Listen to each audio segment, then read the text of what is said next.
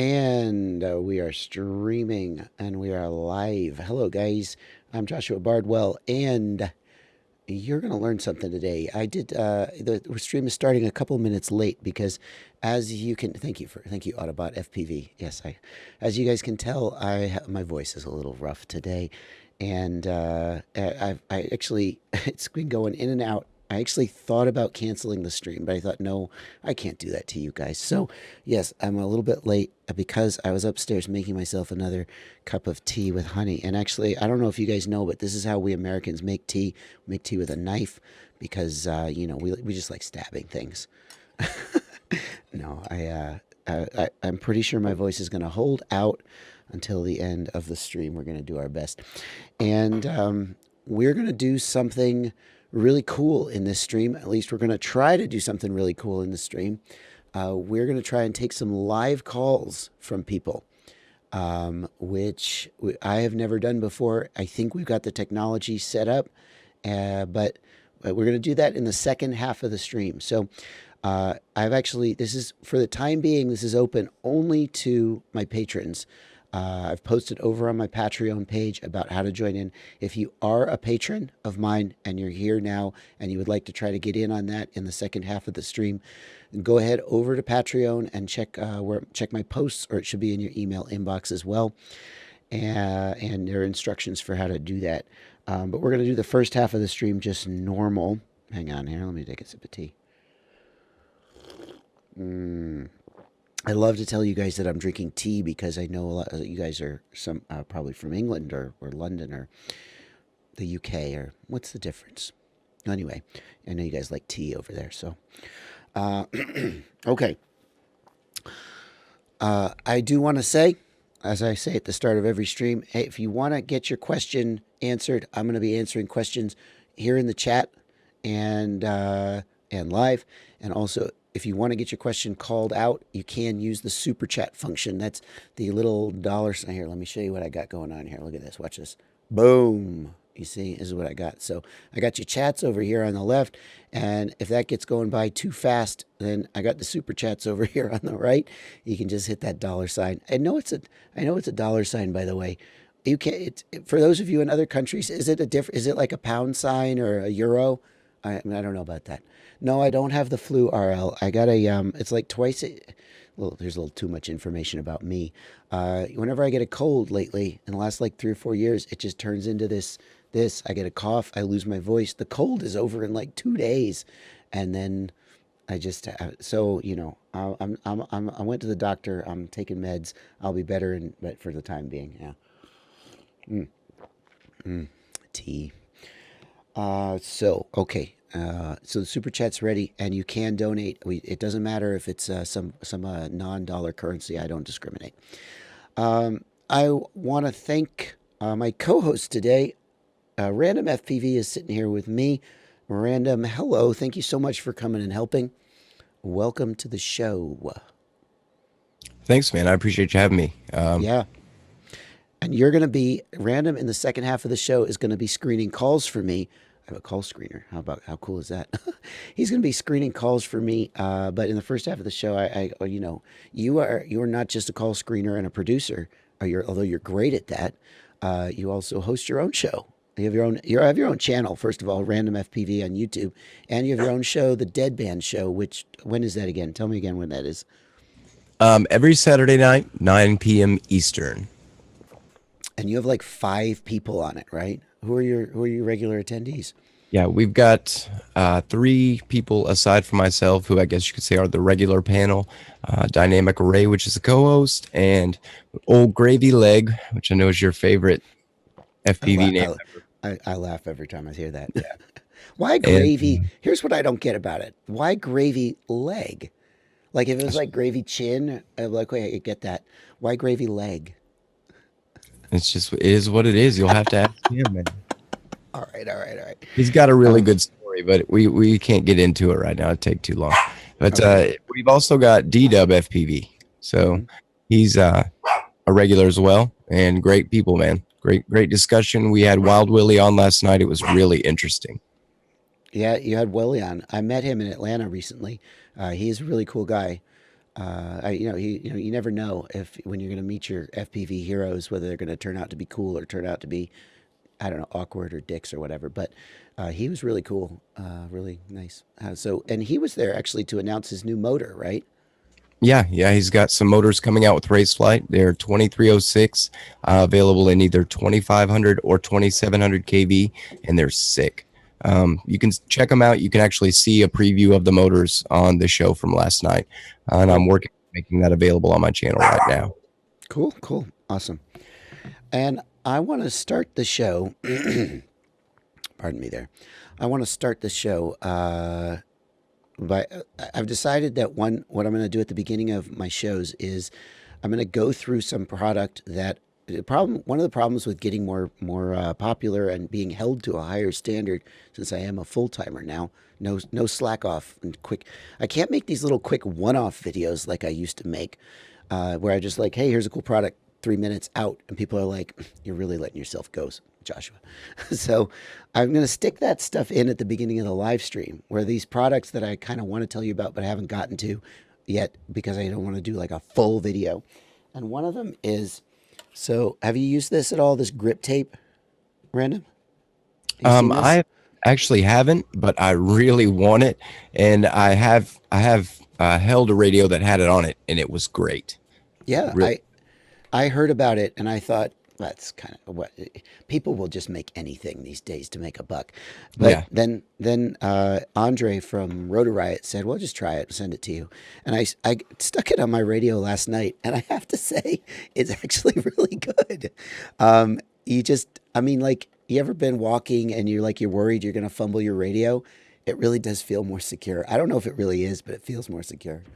Something I've noticed, that's the carbon fiber special edition, right? Did you notice I was like literally like grabbing at my screen, like I'm trying to touch You're a trying radio. to get it, the grip to feel it. It that radio's got a matte finish already, so it's already like more grippable. Yeah, I've got you show Rock yours. Monster, and it's like shiny and slippery. So it would be really beneficial, I think, on that style case, even more. Okay. So yeah, so I mean, I don't know if I'm going to make a video about this because really, what is there to say? But I would say, you guys, it's really, you can actually get this stuff just in sheets and cut it yourself, and it's probably cheaper. That's But scripted. this Right? is, I don't know exactly what it is, but yeah, it's basically grip tape. Yeah. But this is custom cut. It's laser cut. It fits the radio. Obviously, if you don't have a Taranis, it's maybe not so good for you, but it just comes in a bunch of shapes, and it actually is really nice. So there you go. Thank you, Andre from Rotor Riot, for sending me that. Now you've got your plug, and I'm going to keep using it. Oh, another thing I would just want to, and this, I already did a video about these, but I'm not sure that these are RHO lens. These are the corrective lenses for your fat sharks. They're custom prescriptions. If you have an optical prescription and the default diopters, the -2, -4, -6 diopters don't work for you, then like I have really bad astigmatism, and the plain diopters just don't do it. So you can just send this guy your prescription. And since we have a lot of Europeans on the stream right now, he's in Germany. So, and he'll just cut this to your prescription. And the new one, he's got a new one which has like a plastic, I guess it's 3D printed like holder. And he just sent me these. I may do another video about them, but I already did a review video where I show my reaction to trying them the first time, and you kind of can't recapture that magic. So I have a coupon code for these. Actually, I should show you guys the coupon code if you're interested. I have to look up what it is. It's on my Ultimate FPV shopping list. We are going to get to the questions. Don't worry. I see your questions going by. I'm logging them. Don't worry about it. Oh, cool. Cool. There was, it is corrective lenses. The coupon code is, hold on a second. Oh, there we go. Yeah. So if you want to order these, you can use this coupon code. It's on the my Ultimate FPV shopping list website. Get 10% off. So yeah. So I said to him, I love these. I want to plug them. I'm going to promote them regardless of what you do. But I'm always trying to get you guys coupon codes and stuff from manufacturers. They probably hate me, but you can do that. Okay, I got one more thing. Invert, is the stream not started for you, Invert? I'm pretty sure it's everyone else is seeing the stream. Invert says start the stream. Yeah, 352 viewers. There was one more thing, and this is not just a product plug, but this is a technical thing. I want to ask you guys about this. So you guys probably recognize this. This is a linear antenna, and we'll do a little technical stuff here. Antennas can be circular polarized or linear polarized. And a while back, Alex Grieve, I think he was the one who really introduced the cloverleaf antenna to his IB Crazy, if you know him by that name, to FPV. And the big improvement was that it was circular polarized, and it really improved. Well, anyway, it's not too technical. But recently, I've seen a lot of people flying with these linear antennas, especially racers. And of course, you can see the advantages that it's really light, it's really small, it's really durable. You kind of can't break it. But the reception is worse. And I've tried them, and I've noticed that. But somebody said to me, the problem is that you've got a linear antenna on your quad and a circular antenna on your goggles. And that's actually hurting you. And you should try a linear antenna on your goggles. Now, this is a linear patch antenna. And I haven't tried this yet. I just haven't gotten around to it. But I'm curious if you guys in the comments can talk about your experience combining these versus having like a linear and a circular, etc. Saturday FPV asked, do the lenses work on the free sky? Do the lenses work on the free sky? I'm not sure that question makes sense. 100% sure. Okay. So anyway, those are the little intro and the little plugs. And now let's start getting to the questions. There's some interesting questions going on in the chat right now. Yeah. What do you got? What do you got? That's interesting. Killer Spy 7 would like to know, does having an aft, which I believe is to the rear, CG really affect a quad? And he expands on that a little more, but first let's answer that. So the CG matters a lot less than it used to because the PID controllers have gotten a lot better than they were. The better the PID controller is, the more able it is to make the quad do whatever it needs to do, regardless of sort of physical constraints. So I would say that an aft CG, I don't know if it's going to make the quad, it's going to make it tune a little differently. Especially this, I think the CG matters, especially when you like do a punch out and then chop the throttle. A quad with a very centered CG is going to be more likely to stay stable and not like tip.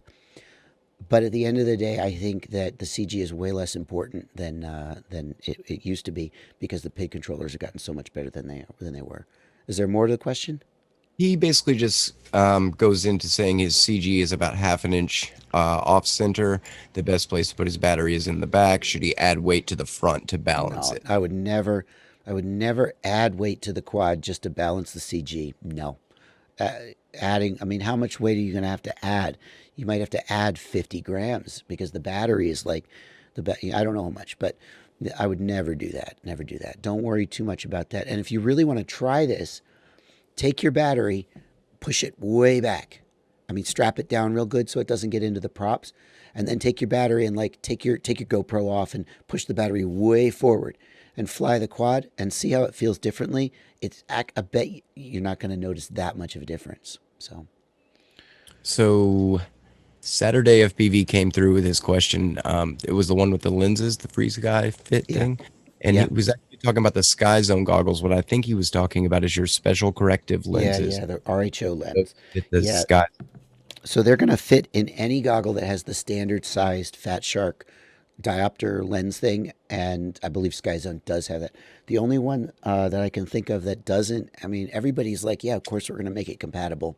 The only one that hasn't done that, as far as I know, is Top Sky with the F7X. For some reason, what were they thinking? They made I don't know, maybe they had a good reason, but theirs doesn't fit, but just about everybody else does. Let's see. James Cherrill asks, got any tips for flying in sub-zero temps? What do you think about that? You got any tip? What would you do if you had to fly in sub-zero temps? Man, I would more than likely stay in my car, honestly, and crank the heat up. That's it. You know, I'll probably be running Crossfire, so I wouldn't hopefully have to worry about That's the answer. Run Crossfire. Yeah, everybody I know who flies in the cold sits in their car with the car running. And I flew with Stinger Swarm recently, and what he does is he cracks the window, puts the quad on top of the car, closes the window, and then when he lands, he comes in and he flies it right up next to the driver's side door, cracks the door, reaches out, gets it, never I'm gets not out. that, but Yeah, I can definitely do the takeoff from the roof. I've done that a few times. yeah. Mark S has a good tip, which is you got to keep your batteries warm. Batteries will perform much worse in the cold, and especially if you're at sub-zero temps. If you just kind of walk out, and let's say you're Norwegian and the cold doesn't bother you, so you're just sitting out there in the freezing with your coat on and your shorts. Your batteries are going to get super cold and perform terrible at. Definitely want to keep them warm for sure. One of Let's the see. tips Yeah. that I found for that was to quick charge your batteries right before you fly. That supposedly warms them up internally just a bit. So you Yeah, would want to charge them and I then can go out see and that. fly. And I know that I've been looking for something to keep my batteries at a consistent temperature because of my battery testing that I'm going to start doing. And they need even a difference of just 2 or 3 degrees Celsius. Say I'm using Celsius because this is the European stream. Even a distance difference of just a few degrees Celsius can make a 5% difference in the performance, which for battery testing really matters. But Right. there's a product from Hobby King, which is a battery. It's like a lipo bag, but you could plug it into a 3S lipo, and it like heats the battery up. So that's certainly something you could look into. I think they're the only ones that make that product, as far as I know. Um, let's see. I saw one here, random. I know you're logging them, and I know we have some super chats too. Quadflyer X asks, does custom motor mixing still have a place? For instance, to help correct the CG. Pardon me. I love that question. I think that custom motor mixing only matters now if you are using a quad that doesn't have a flat rectangular layout. So any X quad, any H quad, the exceptions would be if you have like a V tail or an A tail, a hexacopter or a pentacopter, or like a dead cat style where the front motors are wider than the rear motors. Those things would require a custom motor mix to get the best performance. But for any flat quad, any X like that, I do not think it matters. So what the custom motor mixing is going to do in that case is it's going to change the scaling of your PIDs. But you can just tune your PIDs, and then you'll be fine. And the mixing just adds some complexity. So let's see. Hang on. Before we did the stream, I have some cough syrup with it's like a codeine based cough syrup. It's the good stuff.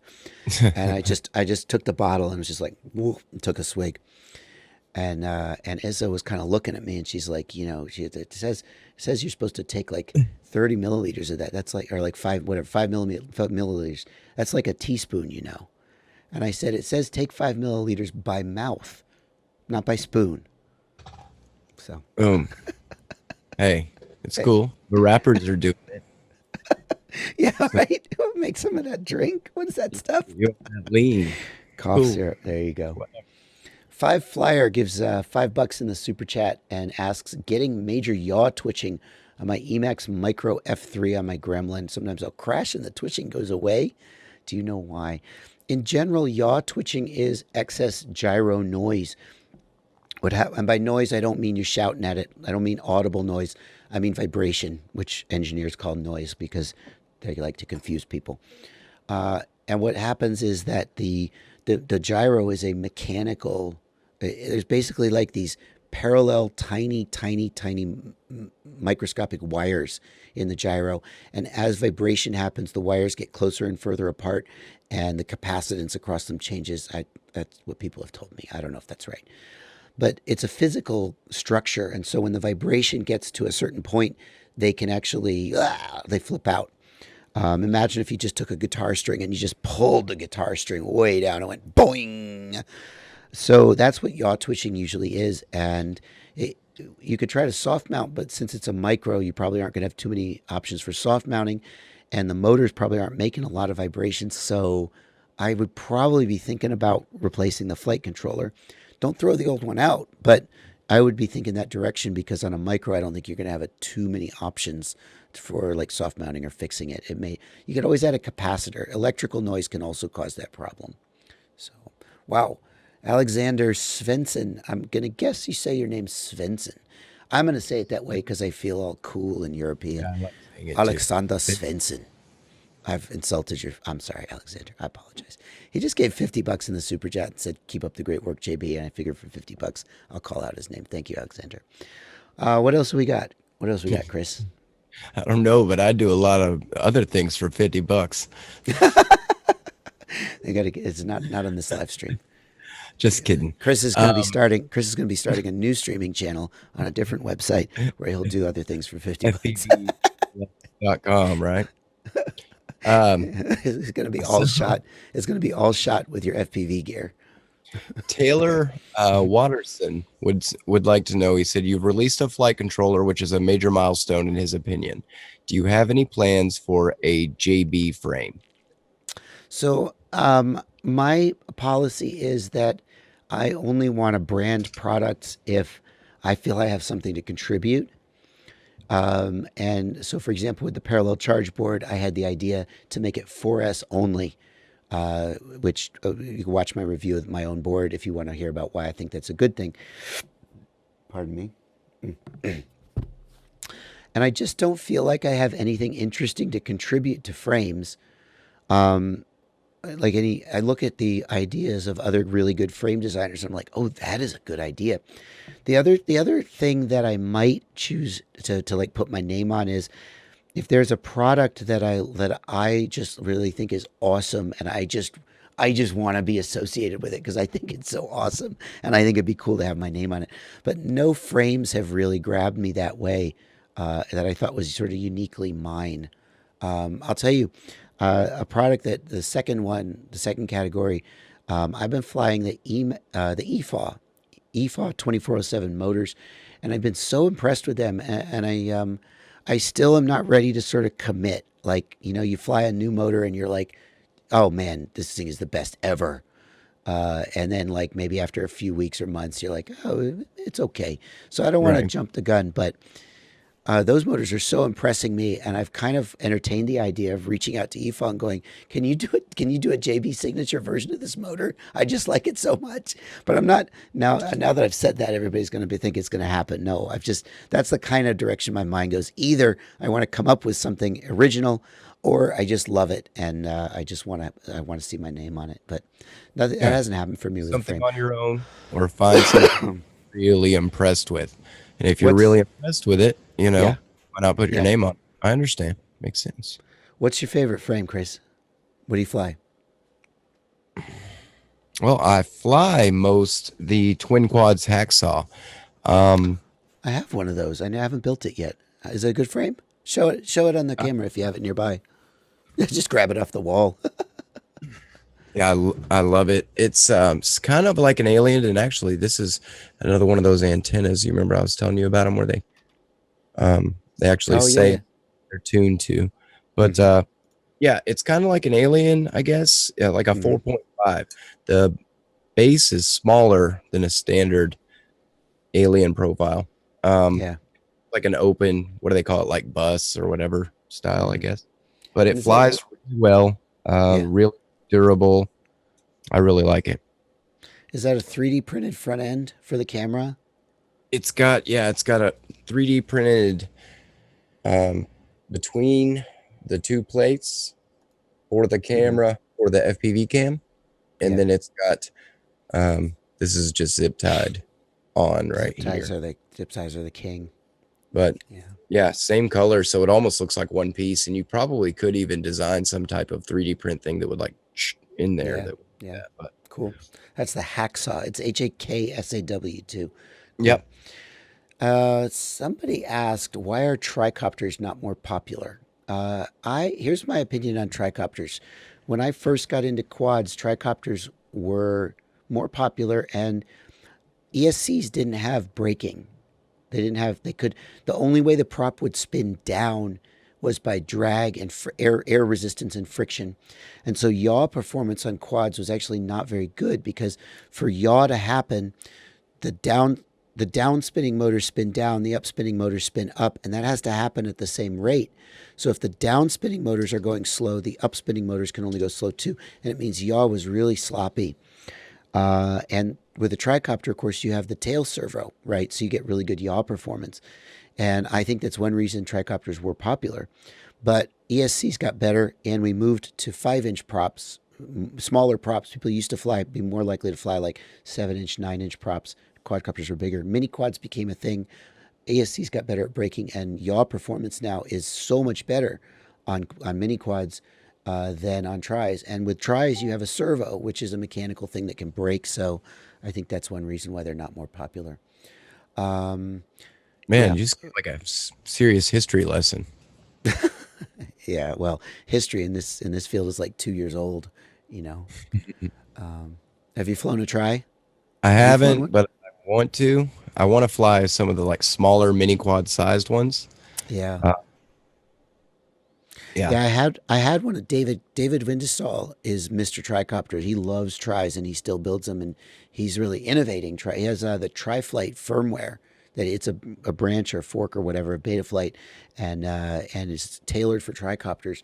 And I got to fly one of his little micro. It's like a 5-inch tricopter. He didn't build it. It was one of his designs. It was interesting, but I just feel like quads fly so good, I'm not really searching for anything else. Bongo Fury asks, why no monocopters? Actually, someone built one, and you'll have to just look. But I've seen video of a monocopter flying. How does it steer? Magic. I don't know. I guess is it does the motor, pivot or something? I can't remember. I think so. I think the motor pivots. I really don't remember. Yeah. Something would have to do something. Yeah, AA. The tricopter has a tail servo, so the motor tilts side to side. So we've got Ghost Rider FPV. He's had several really good questions in the chat. And one of them, have you seen the Mr. Steel edition Taranis? Mm-hmm. Do you have any opinions on it versus special edition versus normal? Ghost Rider says. I don't. So I love the Taranis SE. I think that in my video, I don't remember exactly how the numbers break out, but if you take a standard Taranis X9D, you add the M9 gimbals to it, which I feel like is a no-brainer. The standard gimbals on the Taranis, they'll wear out. For me, they wore out in about a year. You can tell they're wearing out because the channel will not quite be centered. It'll be like at 1495, and you're like, well, didn't I trim this? So you retrim it, and then the next time, a week later, it's at 1495 or 15, and you just keep, and you're like, oh, my gimbals, they're done.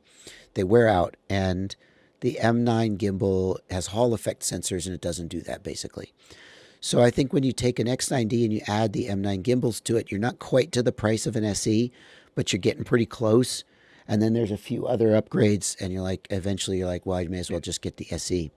If you look at the case, the switches, which are supposed to be a little bit better, I actually like the racing gimbals, which are the shorter. That's very interesting. And yeah, I've got it on both because I didn't think it would. I think it's possible to do just the throttle, obviously, but I didn't think it would do that right to me. I have smaller hands, and it just, for me, works a lot better. But, to each their own. But because of that, I thought like the special edition is the best value, in my opinion. The Mr. Steel's okay. I don't really like the color of the case myself. So, and that's a big deal to me. Like, I want my transmitter to really like to look at it, So, yeah. Otherwise, you have that crazy paint scheme. Yeah. And the paint scheme that you've got, hold it up again. What's that called? Rock Monster? When I saw that in the listing, I thought it looked really garish and crappy, but actually having seen yours in person, it actually looks pretty good.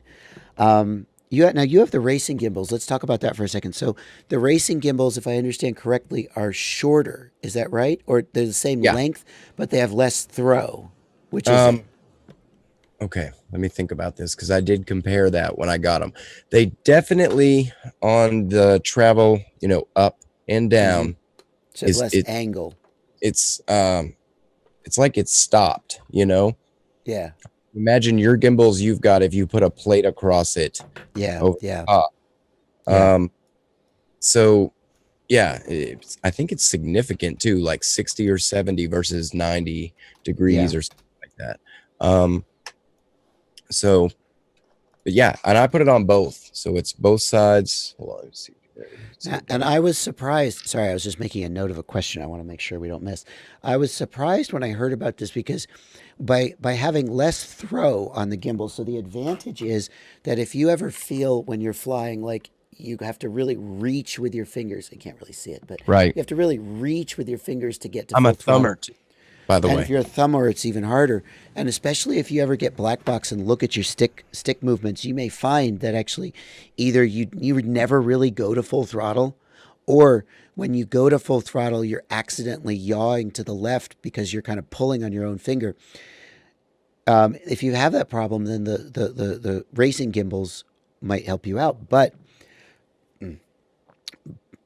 you're also losing resolution, and that's something that I've always wondered if it's really worth it. I mean, you have less movement, so you have less resolution. But do you have any problem like maintaining altitude, or feel like you have less precise control? I honestly, I'm probably not good enough yet to tell you Gotcha, fully.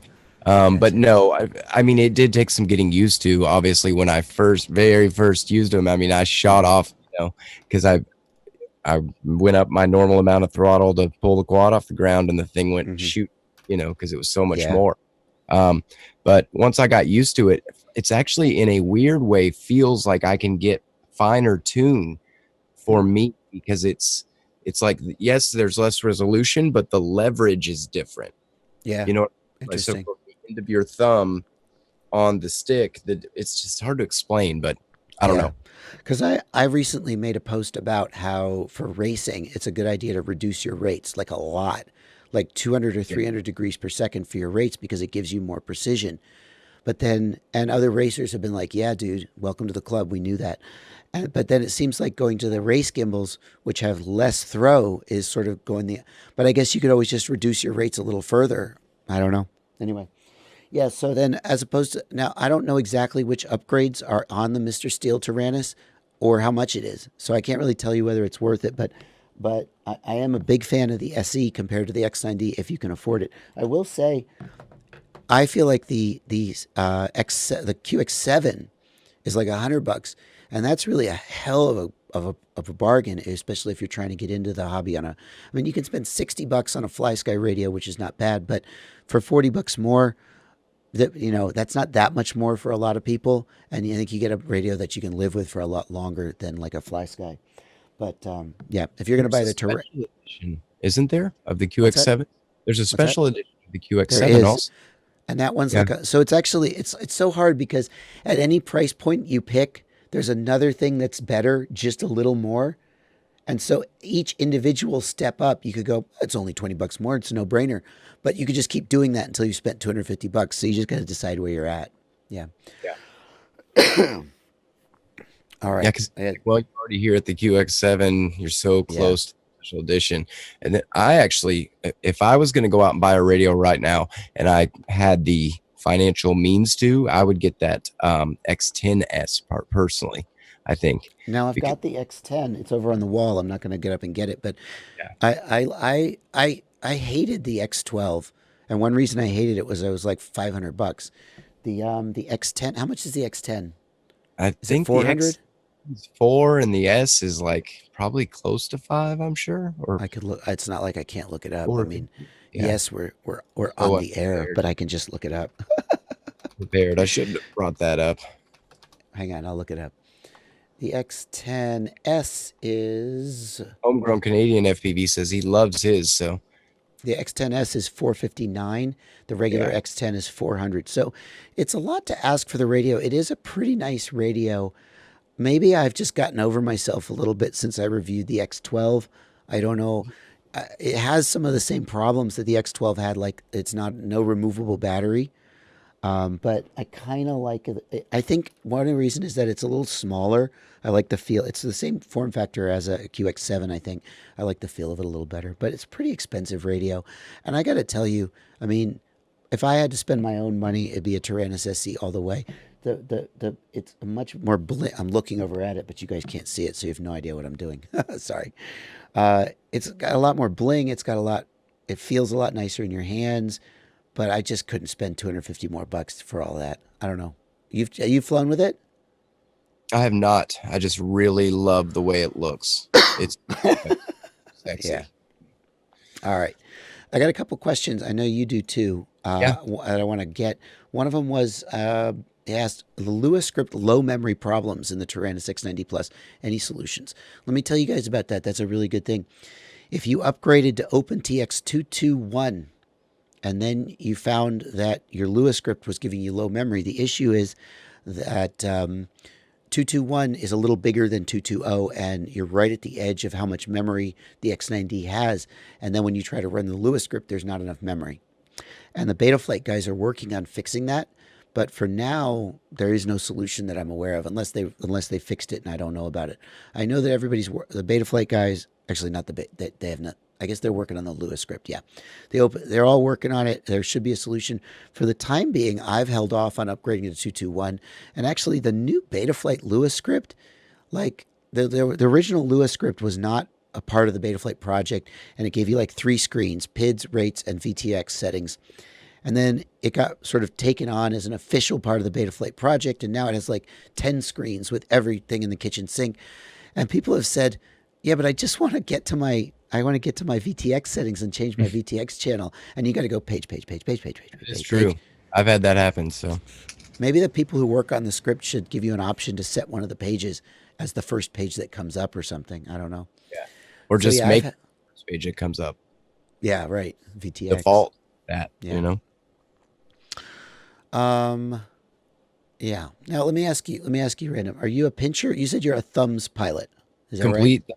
I've tried to pinch. I've tried to make myself. I can do it, but I end up subliminally like going back to thumbing. Yeah. And what I ended up doing is, I'll see if I can show it, but I start with my thumb on the stick, and then I kind of just come around. So I guess you could call that hybrid. So I'm not really pinching like that. The thumb is still kind of on top. And in fact, what you'll see me do when I go to land is I actually switch to thumb like this so I can get because I don't know why, I'm just not used to flipping the switch with this finger. Yeah, sorry.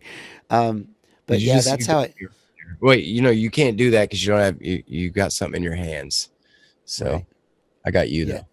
Oh, no, I was just flipping off the stream. I wasn't doing that. Trying to cover your ass. Yeah. So that's how I made the transition, is I kind of still was thumbing, but then I kind of just came in. But I switched to kind of that hybrid pinch or thumb method sometime back. This is how I hold my radio, like with the crayfish thing. So it's like just like we're talking about. So I could see how I could just come down like this. Yeah, I did feel like it gave me more control. I tried to pinch. So maybe I should try to hold it like I naturally already do. Just bring my fingers down to my thumbs instead of trying to create like a whole new hand posture. Yeah. That makes sense. Yeah.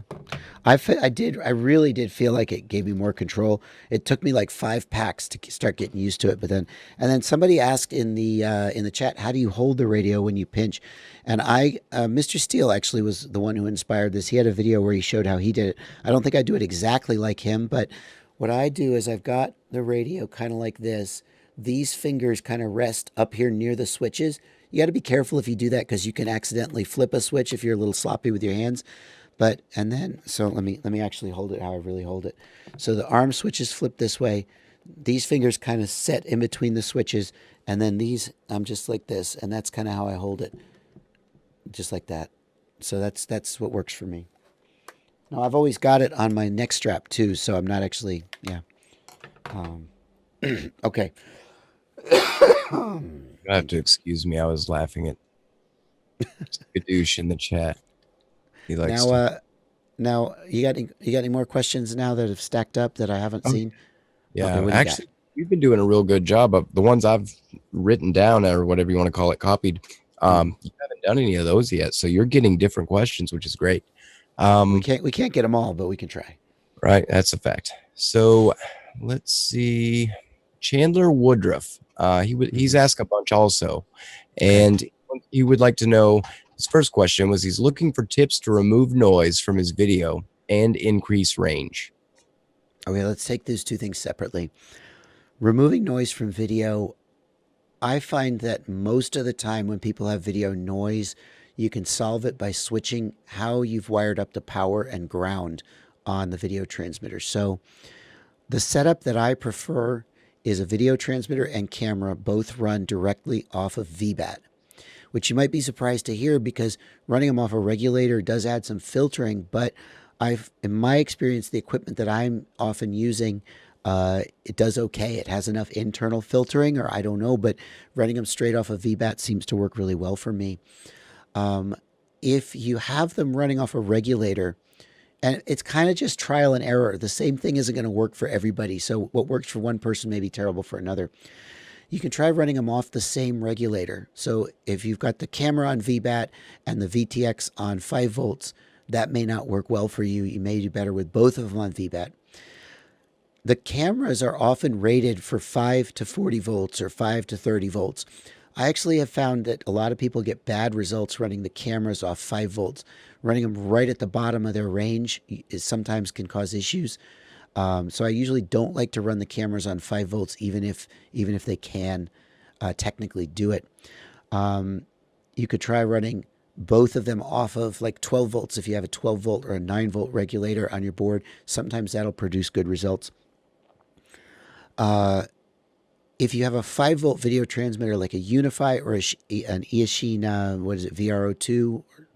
Anyway, if you have a 5 volt video transmitter, you got to run it off of 5 volts, and I would try that, and then the camera on VBAT or the camera on 12 volts.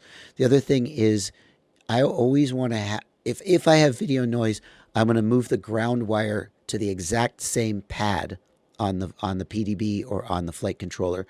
You don't have to do that, and in fact, I don't do that at the beginning, but if I had noise, I would think about doing that.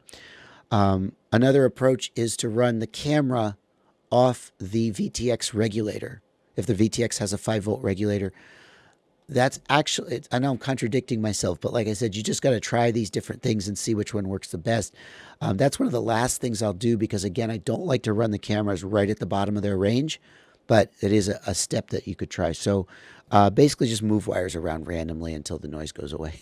The final thing I'd say, though, is, pardon me, is if you add let's say 330 microfarad low ESR capacitor to each of the ESCs, like you get a 25 volt, 330 microfarad electrolytic capacitor.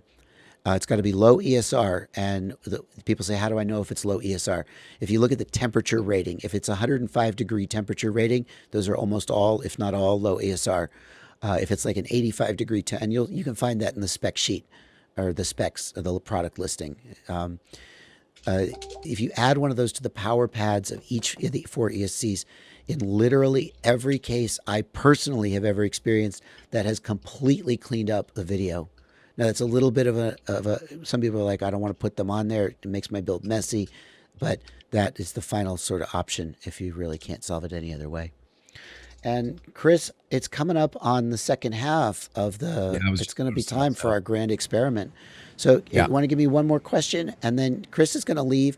He's going to go over to the waiting room, the call screening. I feel so professional. And he's going to start screening some calls. And when you've got somebody ready, you can chat me like we discussed, and they will attempt to call in. So give me one more question. Let me pull up my notepad. I'll have to look at the questions myself then. Yeah. Good luck with that. Yeah. Just kidding. It's not, you know, it all depends. Let's see. Here we go. This is a good one. Boomo12 would like to know, how do you feel about high KV on freestyle? Yeah. Okay. Yeah, absolutely. All right. Chris, answer, I'll see you later. Here I am. Thanks for having me on. Love you, chat. Absolutely. Chris's Random FPV is his YouTube channel, and he does the Dead Band show every Saturday at 9 p.m. See, I'm getting good. Every Saturday at 9 p.m. Right now, it's on his channel, Random FPV on YouTube. Although he says it's going to get its own channel, So definitely check that out. Thank you, Chris, for coming on. Thanks, bro. Now that oh, he's still here. Shit. It's all good. All right. How do I feel about high KV for freestyle?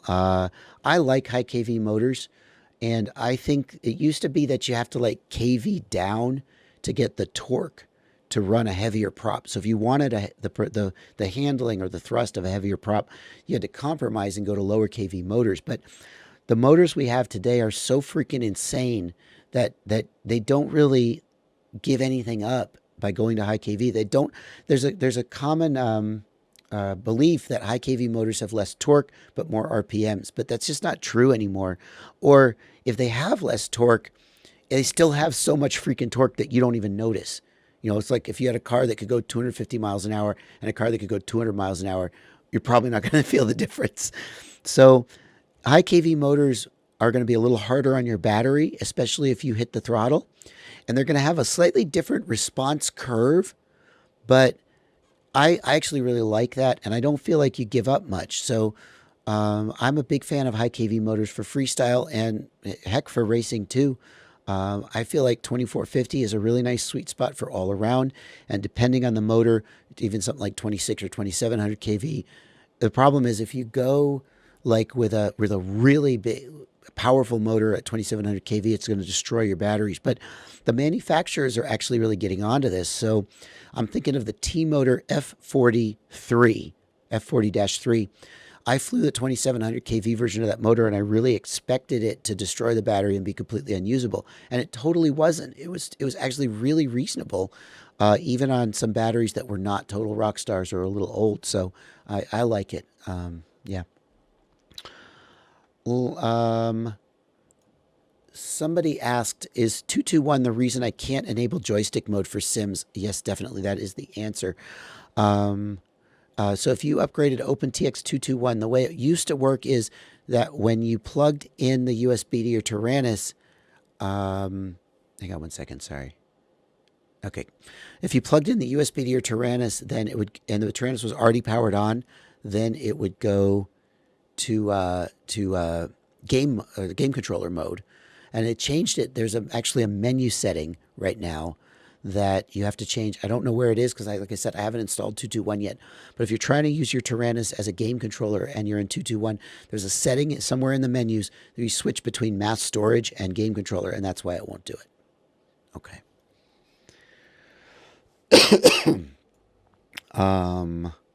Let's see. Okay, I'm gonna go right over to the chat and take some more questions. I'm kind of like now waiting for Chris to tell me we've got our first caller, so I'm really kind of distracted a little bit because I'm so excited to do this. I've never done this before, but I'll try it. I got a few minutes before they're ready. What do we got? Skadoosh says I always run a capacitor on the main battery lead. That is true. It helps, but I actually had a copter where I had terrible noise issues because of the ESCs. And I put a capacitor, like 1,000 microfarad capacitor on the main battery lead, and it barely made a difference. And then I put some, I think they were even 220s, 220 microfarads. So 4 times 220 is 880. So it actually was less capacitance. But having the 220s on the ESCs, night and day, completely cleaned up all the noise. And that convinced me that putting if I ever have to put a capacitor on a build again, I will always put it on the ESCs. The capacitor on the battery lead barely touched the noise, and just a little capacitor on the ESCs completely cleaned it up. So that's what I'm looking for. Let's see. Mr. Pink, I don't know why you're having frame dropping. I'm sorry about that. I don't have the live. Let's see. I hope it's just you. Let me look at my stream health. Give me 1 second, guys. I mean, if we are getting frame dropping, I'm afraid I don't know what to do about it. I'm afraid there's not much. I show that my health is good, and I show that my stream health has... Here, look. Hang on. Oh, there you go. I show that my stream health has been good since 11:40 a.m. So if you guys are getting stream dropping, Maybe it's because I don't know. There's nothing I can tell you other than that it's good on my end. So I apologize for that. And hopefully the replay, if you're getting bad frame dropping, then hopefully the replay will be good for you. So it'll be up this will be up on DVR. While we're going into the second hour, I will take a second and just plug myself again. You guys, I want to remind you, this is my full-time job now. Thank you. And by the way, can I just say thank you? Thank you so much, because it's such a privilege to be able to get up every morning and work for you guys. And I'm not being sarcastic. I mean it. I wake up every morning and I go, what am I going to do today? And it's exactly what I want to do, which is go downstairs to my office and make videos and play with quadcopters. And I'm so glad that we have found this reciprocal relationship where what I love to do helps you guys enough that you can then help me make a living at it. It's a real privilege, and I don't take it for granted at all. But it is my full-time job now, and I want to show you guys, if you guys are interested in supporting me. Let me show you right quick. Take 2 minutes in the middle of the show to just this is my website, fpvknowitall.com. And on the website, if you go to the About page, there is a page, Support Me. Support me. I can't do the question mark because of my voice. There are ways you can support me, and some of them you're probably already doing, like subscribing to my channel and watching my videos, subscribing to my Patreon at any dollar amount, even $1 or €1 a month. Very nice, because it gives me a regular monthly income that I can count on, as opposed to YouTube, which goes up and down. If you buy anything from any of these vendors, you can click one of these affiliate links before you make your purchase, and I will get a small commission. And you can do that if you buy anything from any of these vendors. It doesn't have to be one of the products I link to, literally anything. I do also want to mention, I just finished doing an affiliate agreement with Race Day Quads, which I could not be more proud of. Not to say all of the vendors on this list are vendors that I feel like are top-notch vendors, or I wouldn't be promoting them to you. They're vendors that I shopped at before I became a YouTube celebrity. Let's not say that. We got into an argument over whether people like me are celebrities or not in my last live stream. A YouTube personality. But Race Day Quads was kind of like my white whale for a while, because they just have come up so fast, and they're so good with their shipping and their customer service. And it sounds like I'm doing a paid promotion, but I'm not. I just I've been so impressed with them that I've been like, I wish they would. I mean, I've been promoting their links all over the place before we had an affiliate deal. But I'm glad, as long as I'm going to promote them, it's nice to get a little bit of a kickback. So if you shop there, and I know many of you do, you can use my affiliate link. And if you're one of those Bitcoin weirdos, you can even send me Bitcoin if that's what you're into. Hey, good for you. And then, if you send me Bitcoin, and then like one day later, I'll be a millionaire. So that'll be good. Let's see. Hang on one second. Talk to Chris for a second.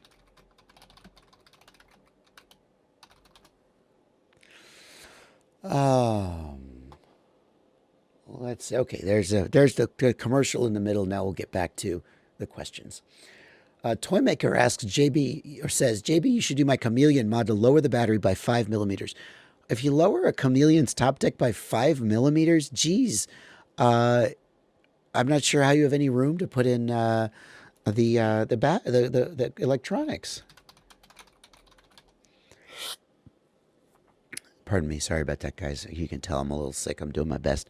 I don't know how you would have any room to put the electronics in. The number one reason I might hesitate to do that mod is I hate to have quads where the battery is in line with the props. Like that's one reason why Tommy God's frame, the remix, is a really cool frame with a lot of cool ideas. But personally, I would not use it. Sorry, Tommy. People are going to take this as I'm dissing his frame. I'm not. But personally, I wouldn't want to use it, because I would worry that if the battery comes loose or slides, it's going to get whacked. And I just haven't had enough cases where the battery got a little loose that I would worry about that. So that's why I wouldn't want to lower the top deck on the Chameleon. Battery straps. Which one is good? I'm a big fan of the Newbie drone battery strap. Let me show you. Let me see if I can find a picture of it. Hang on. I'm a big fan of Newbie drone. Has a bunch of little things that I think are really cool. So here's the Newbie drone battery strap. It is It's grippy. I don't use any battery strap that doesn't have this grippy rubber stuff on it.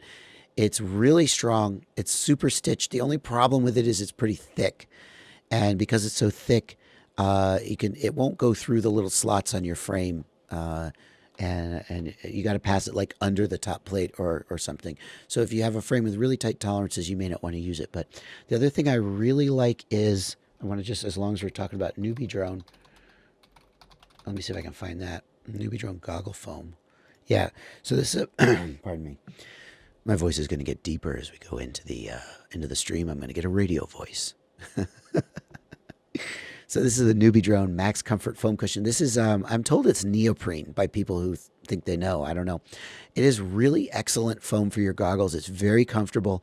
It's superior to any of the other foams I've ever used. And the great thing about it is it's durable. What happens as it gets older is it gets a little frayed around the edges, but it doesn't really break down, and it doesn't just fall apart at the drop of a hat like the Fat Shark foam does.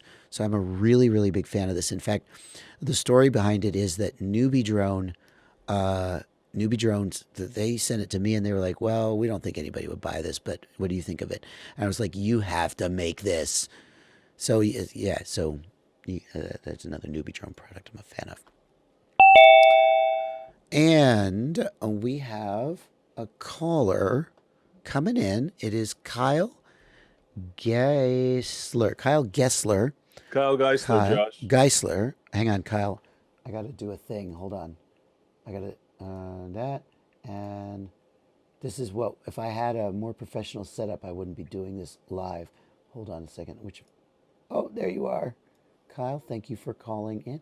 Kyle, welcome to the show. You are our first live caller. Awesome. I feel, I'm honored. Thanks, Josh. Really appreciate it. In fact, I don't think this has ever been done on YouTube before. Sorry, I'm taking a cue from Logan Paul. Take a lap, man. Go around. You deserve it. That's awesome. No, I know this has been done before, but it's a big deal for me. So Kyle, you're one of my patrons, by the way. Thank you, and thank you for that. I'm only opening this up to patrons for now because, I try not to make a big deal out of these people support me financially and they get special treatment. I help everybody, but the people who do support me, if I have to pick it, I can't take calls from everybody. So if I have to pick somebody, it should be guys like you. So yeah. What is your question, Kyle? Well, first, let me say thank you, Josh.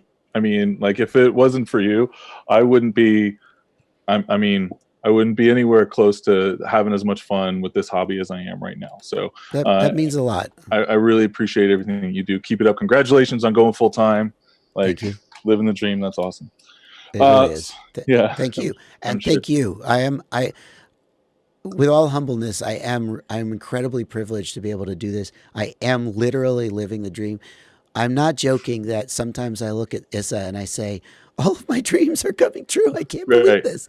Yeah. And I don't want to rub it in to guys who still have a day job, but it's an incredible privilege, and it's due to you and everybody else out there who watches my videos and uses my affiliate links and all that stuff. So So I'm a pretty lucky guy as it is. My day job affords me a couple hours a day of flying. So awesome. I'm doing pretty good.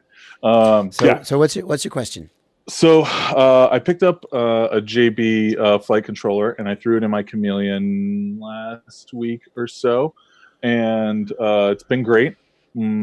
It really cleaned up my build. I don't know how well you guys can see that, but it's nice and tight. Anyway, like I said, I was flying this week, every day this week, in fact, and it was fine. And I host a local meetup here in Austin, the Austin FPV Flyers, and we had our monthly meetup yesterday. So all week long, machine's working great. I get out to the field and we have a little track set up and everything yesterday morning, and I go to throttle this guy up, and I like a big dramatic punch out, and so I threw this guy way high in the air. Unbeknownst to me, it's spinning ridiculously, like at max rate. You had a yaw spin all the way up. Now, I disarmed and it fell out of the sky. Unfortunately, it was, we was able to recover it. Nobody got hurt. But then I did a few test launches, like very subtle throttle. I had this great throttle control. I had all of my other angles I could control, but this guy was kind of spinning crazy to the left. And so because I had that throttle control, I got a little off the ground and I added opposite yaw. So I put in right yaw, and then it just started spinning to the right like crazy. Okay, And so again, max rate. Okay, so here's the first thing I would want to. There's two things that I want to check whenever you've got a quad that is not moving the way that you intend it to. The first thing I want to check is that as I want to look at the receiver tab, or if you have black box, you can look at RC command is the trace you want to look at, and look at what the sticks are doing, because sometimes you'll have like a damaged gimbal in your transmitter or some other reason the copter is getting a bad command. So like if your yaw gimbal had crapped out somehow and you look at the receiver tab and you see that, or maybe you messed up your channel mixing. You were playing with your mixing in your Taranis and suddenly yaw is just jammed to the right. Now, pardon me. So that's the first thing to check, and that's usually not the problem, but it is the first thing to check. Okay. Then the second thing to check is, and we've seen a few boards have come in, and I learned a lot about quality control and failure rates in the industry since I released a flight controller, because I'm told that our failure rate on these flight controllers is really low. It's like below, well, you know what? Everybody else I ask about their failure rates, they don't tell me. So I'm not going to tell you, but I'm told that it's really low. But it's not zero. So occasionally people reach out to me and they say, I'm having this problem. And I'm like, oh shit, they got a bum board. And one of the things that we've seen is that some of these boards are coming and the yaw gyro doesn't work. Like roll and pitch work, but for some reason yaw doesn't. And literally out of thousands of boards sold, I've seen personally like 2 of them, but maybe you're one of them. So what you can do is you can go into Betaflight. Hang on, I can actually, oh man, do I feel professional? Hold on, I'm going to bring Betaflight up. Do it. I think I have a flight controller here I can plug in. Wait 1 second. While you're doing that, I'll fill the air. The first thing I checked was my channel outputs on my Taranis, just to make sure that wasn't it.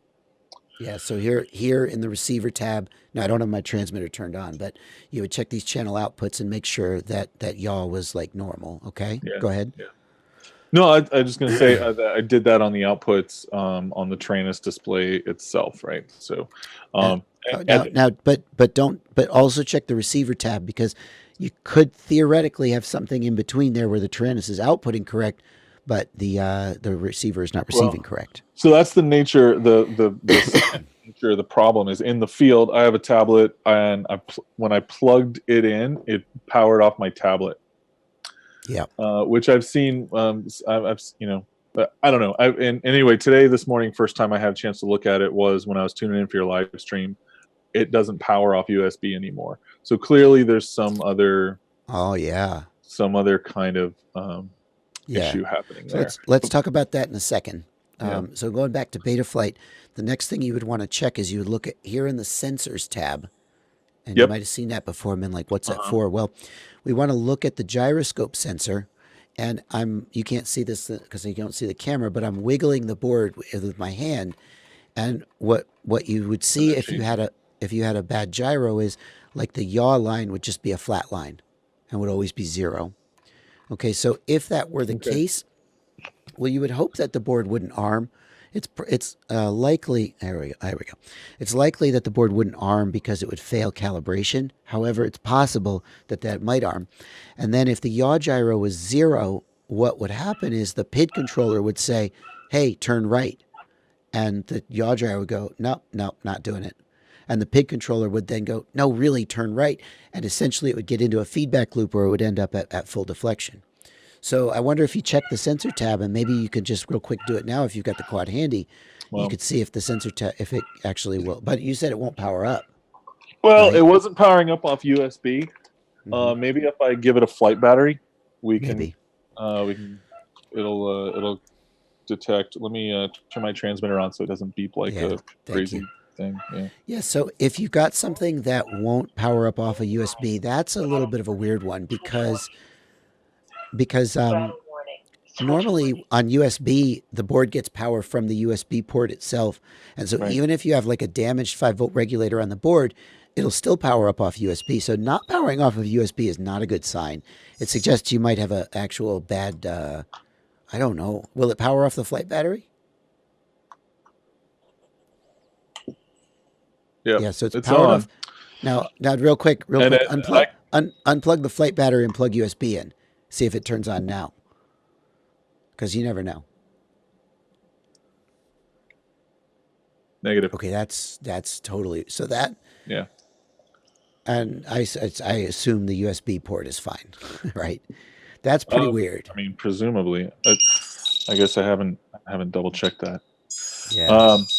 So now with the flight battery plugged in and USB connected, Yeah. What do you see in the sensors tab?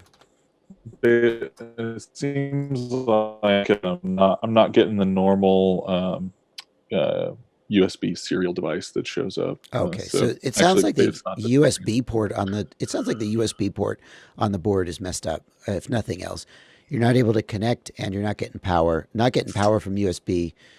If you don't get power from USB, but you do get it from the battery, that tells you that the board is not damaged, but probably the USB is messed up. So, I would say you're always welcome to take that up with customer support at Race Day Quads and see if they would consider that a replacement issue.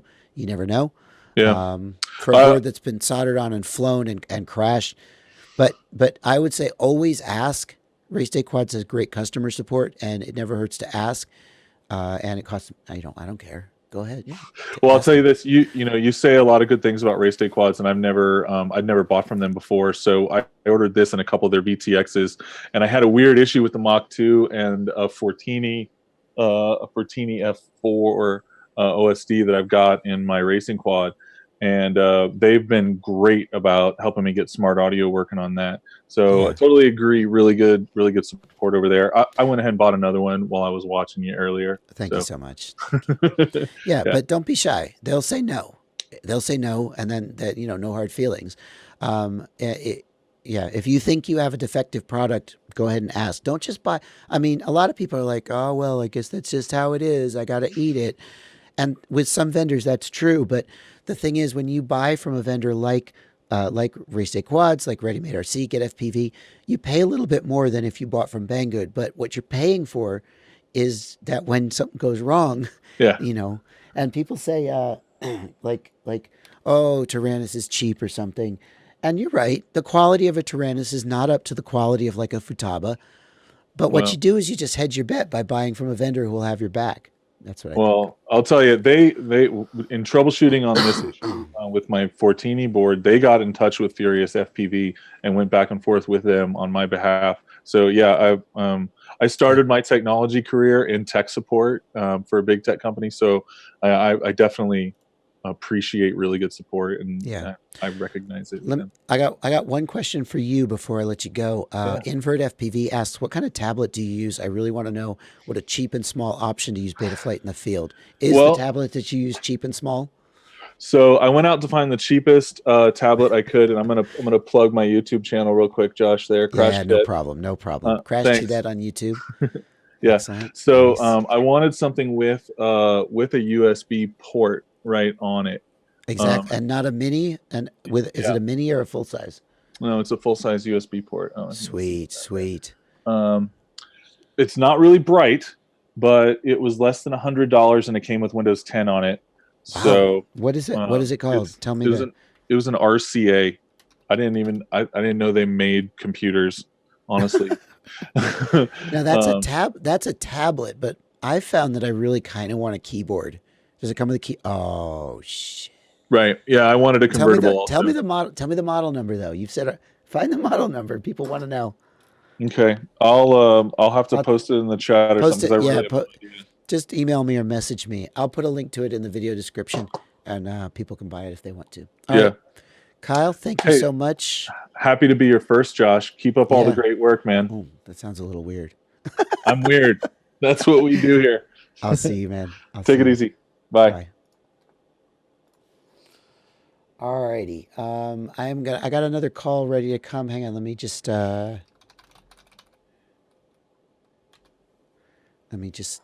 make sure he comes in. Okay.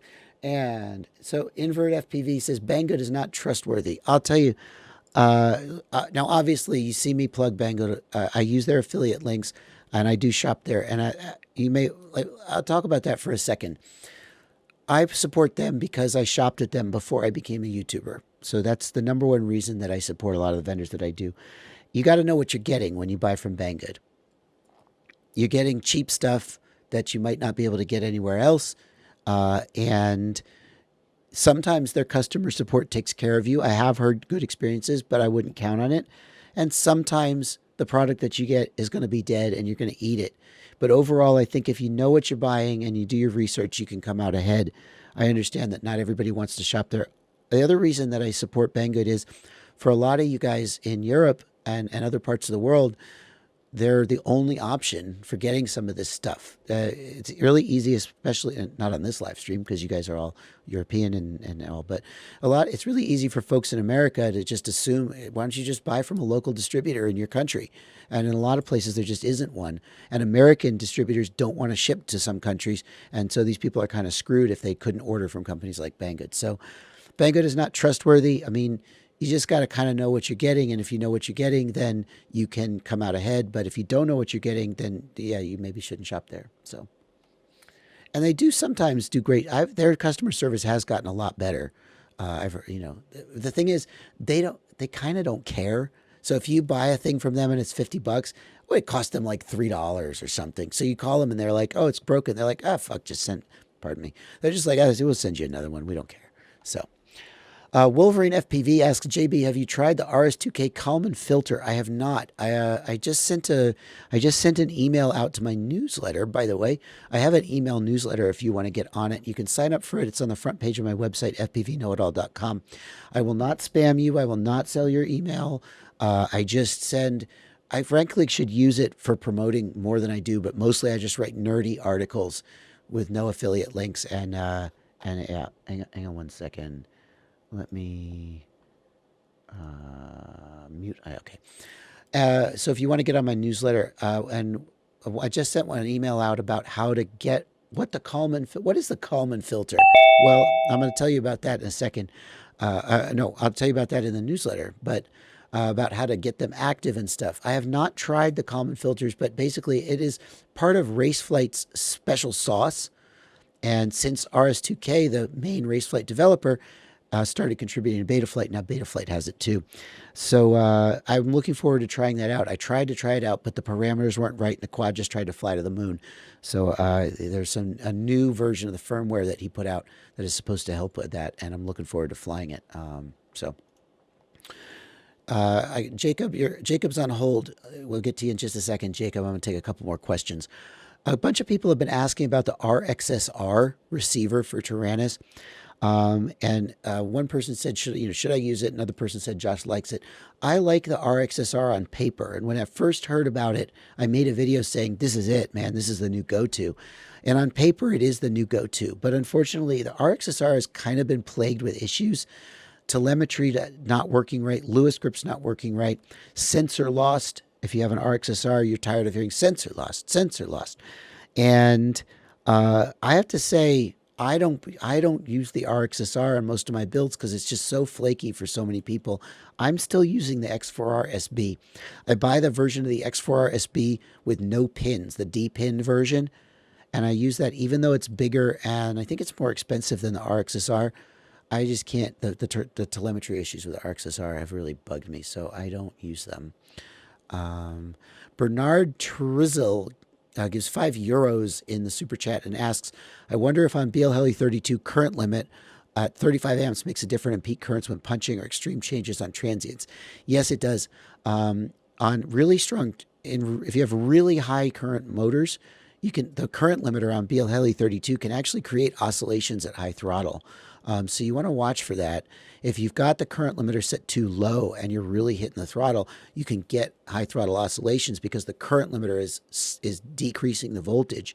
It's your call whether you want to risk, short transients that go above the rating of the ESC are not a problem as long as you don't melt anything. So You may choose to run the current limiter off, or you may choose to run it high. But if you have the current limiter turned on BLA32 and you're getting high throttle oscillations, that could be what it is.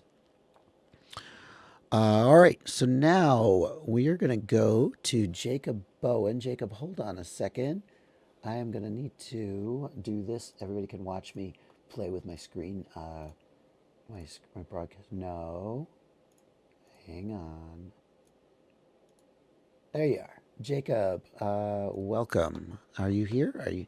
Say hello, Jacob. I'm here. Hey, man, how are you? Good. How are you today? Good, good. Where are you from? Montana. Montana. I bet it's beautiful in Montana today. The weather, No. I mean, it's cold. No, not at all. There's a blizzard. We're getting about 10 inches of snow, and it's like negative. God.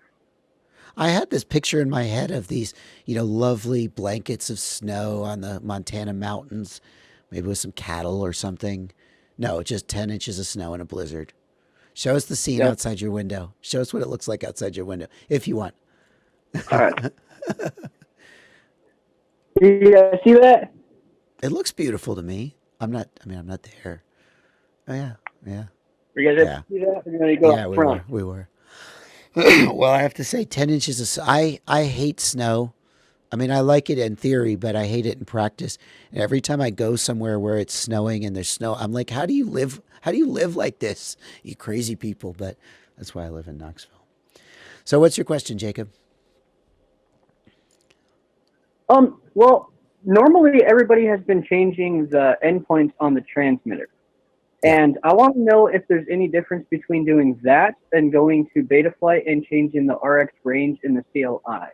Yeah. Because on the transmitter, when you do it, it's like, minus negative 97 to get it where it needs to go. Would the resolution be better doing it with the CLI because you still have full stick movement, or is it basically the same? That's a really good question, and it's a common question. I personally use the transmitter all the time, and mostly the reason for that is that I have all of my quads on the same model on my transmitter. So then I have to make the change sort of once, and if you're using serial receivers, then you don't need to.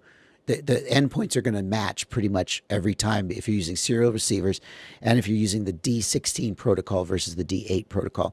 Back when I had the PPM receivers with the D8 protocol, pardon me, it was a little bit less consistent, but I still did it with every model. I still had only one model just because I was lazy, and the endpoints were sometimes a little bit off. But in terms of resolution, I've thought a lot about this question. It's the same question people ask if you do your rate curves, you do your expo on the transmitter versus in Betaflight. Do you lose resolution? And the question there, I think it comes down to if the radio has enough extra resolution that when you shrink the channel down, there's still like resolution left over, then you're not going to lose anything when you then go to Betaflight. And I think that it does. I remember pondering this question and I was like, somebody should look in the code. And like, if the radio is using a 16-bit integer to calculate the channel position, then there's so much resolution that it doesn't really matter if you shrink the endpoints down a little bit. And I think that's probably the case. That being said, I still do my expo curve and my S super rates in Betaflight because in the Taranis, at least, when you do a curve, it's like a 5-point or a 7-point curve, whereas in Betaflight, it's a continuous function, and you get a smoother and more predictable response. Gotcha. So, well, thank you for all your help. Thank you so much. All right. All right. Well, we're gonna, get better. yeah. Have a wonderful day. You too. Enjoy the snow. Go out and make some. No, don't go out. Don't go out. Yeah, don't go outside. Just stay inside where it's warm. That's what I'm trying to do. Cool. All right. Thank you, Jacob. Hey, look, we're taking calls. We're doing a call-in show. I can't believe this is working. This is so great. Shane, you bastard. Shane, huge Tingler says, what's up from Hawaii? What's up is you're warm and comfortable and sun is shining. Screw you. Although you did just, I don't know if you guys heard about this. There was a warning. An alert went out in Hawaii. Incoming missile. This is not a drill. Everybody's text message, everybody's phone. Somebody punched a button. It was a false alarm. Somebody was doing a shift change over at the missile monitoring place in Hawaii, which they have, I guess, and they were supposed to test whether the alert system was working, but instead of testing, they pushed the button that set the alert. So yesterday morning, everybody in Hawaii got a text message saying, "Hey, a cruise missile's coming in. Kim Jong-un finally did it." And like people literally for 20 minutes, it was literal. I'm sounding like this is funny. It's really actually kind of not funny if you were there, but I've heard like it was pandemonium. Like everyone thought they were gonna. It's not funny. Everyone thought they were gonna die. I'm sorry. I apologize. Sorry.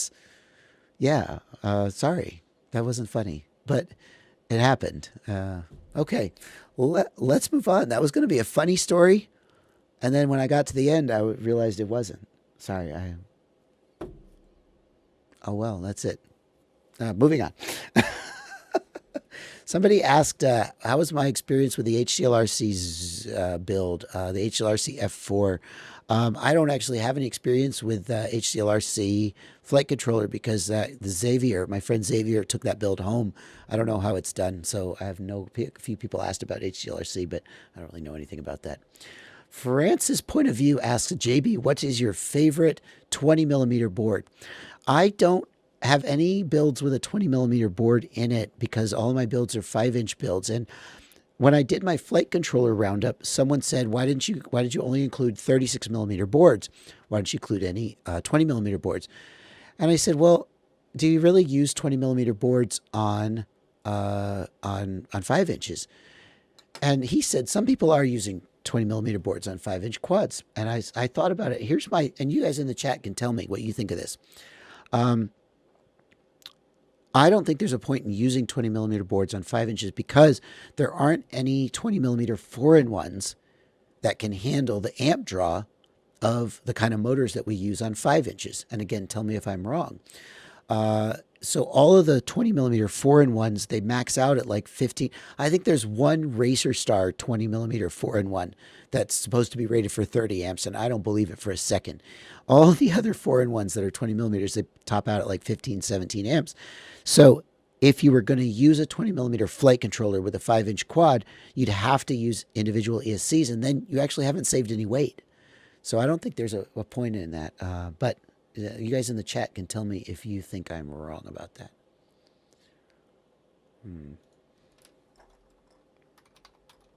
Hang on.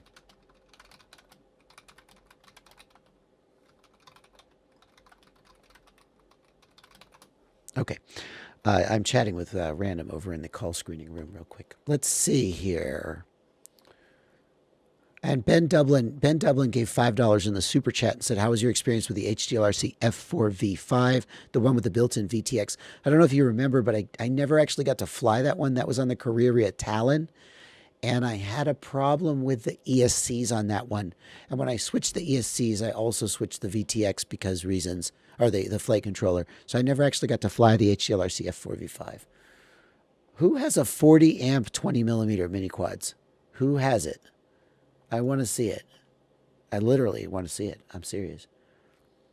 J Ray FPV asks, looking forward to quad camp. Hang on one second. Yes, I am.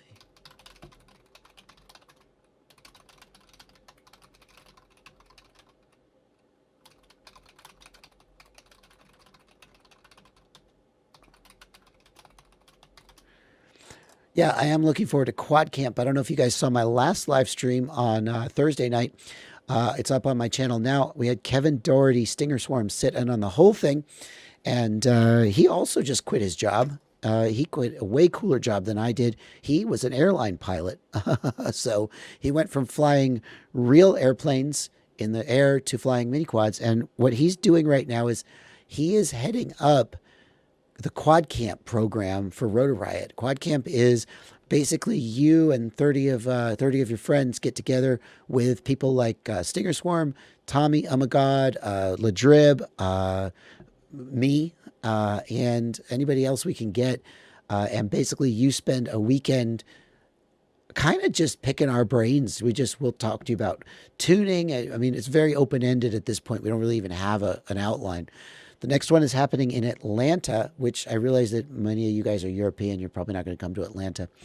But the next one is in Atlanta, January 27th and 28th. It's not actually in Atlanta. It's in Loganville, Georgia. You can check quadcamp.com for more information. And we had some people on the last stream ask, hey, can we put some of these together over in Europe? And yes, if you are interested in running an event like this, you should reach out to Kevin Doherty, message him on Facebook, and he will talk to you about what it would take to either get him and to come over there and do it, or to help you set up a similar thing in your area. And of course, I'm a big fan of that. I'm all about education and helping people enjoy this hobby more. So Saturday FPV asks, when am I coming to Europe? I was in Stuttgart around November, which I don't know. I have to have a really good reason to travel. I spent the last year spending about half my time on the road traveling for work. So I kind of going to enjoy staying home, but we'll see. European. That's how I say it. European. Jaguar. That's my favorite thing that English people do. They don't say Jaguar. The Jaguar X220. I don't know if the X220 is the actual model. They don't say Jaguar. Jaguar. By the way, how do you like my low voice? This is my radio voice. Scoot Rooter says I've got to start getting into micro quads, 3-inch and under. So much fun. Scoot Rooter, I totally agree with you. I recently had a wonderful experience flying these tiny whoops sent to me by Jesse Perkins. I also was flying the Newbie drone Acrobee, which was sent by Newbie drone, and we had a great time. I have a video coming out with a review of them and talking about what I think makes these so much fun. Jason Olson asks, have you tested the Racer Star motors for a cheap build? What are your thoughts? If you want cheap motors, my recommendation is to go with the RCX motors from myrcmart.com. They're a little more expensive than the Racer Star motors, but in my opinion, they're way better performance and way better QC. Racer Stars, some people use them and have good results, but I feel like the failure rate is the defect rate is just a little too high for me to really recommend Racer Star. It doesn't mean that you shouldn't buy Racer Star. It just means that when I put my recommendation behind it, I want to make sure that at least like 96% of people who use the product have a good experience. And I just feel like with Racer Star that the defect rate is just a little too high. So I don't promote Racer Star motors, but they're okay if you absolutely need to shave the bottom dollar. But I would say if you can spend like 11 or 9 or 11 bucks on an RCX motor from my RC Mart, you're going to be doing a lot better. The other one that people seem to like is AOK Fly motors. I've seen Kebab FPV talking about those. I haven't tried them, but they're another budget motor that people seem to get good results from. Jake Tiss asks, are higher KV motors typically more noisy? I'm not I assume you mean electrically noisy. No, it has to do more with the strength of the motors. I see somebody talking about the Race Day Quads has the mini 40 amp boards. Okay, let's go over there and let's check it out. Hang on. Race Day Quads, racedayquads.com has a 40 amp 20 millimeter ESC. Let's find out if that's true. Let's try to search. That didn't work. Motors and ESCs. Let's try that. All ESCs. Can we sort by size? I'm not going to find it. 20 millimeter. That's HDLRC. 20 amp 4-in-1. Okay, I guess you better. I don't think you can link it in the chat because it'll kill the link, but I'll try to find it. I'm not going to search for it much longer, but I'll try to find it.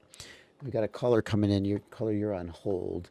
So let me actually get this scene set up real quick before. Look, I'm gonna set the scene up off the. Now you're just staring at me doing nothing while I set the scene up. But hey, no.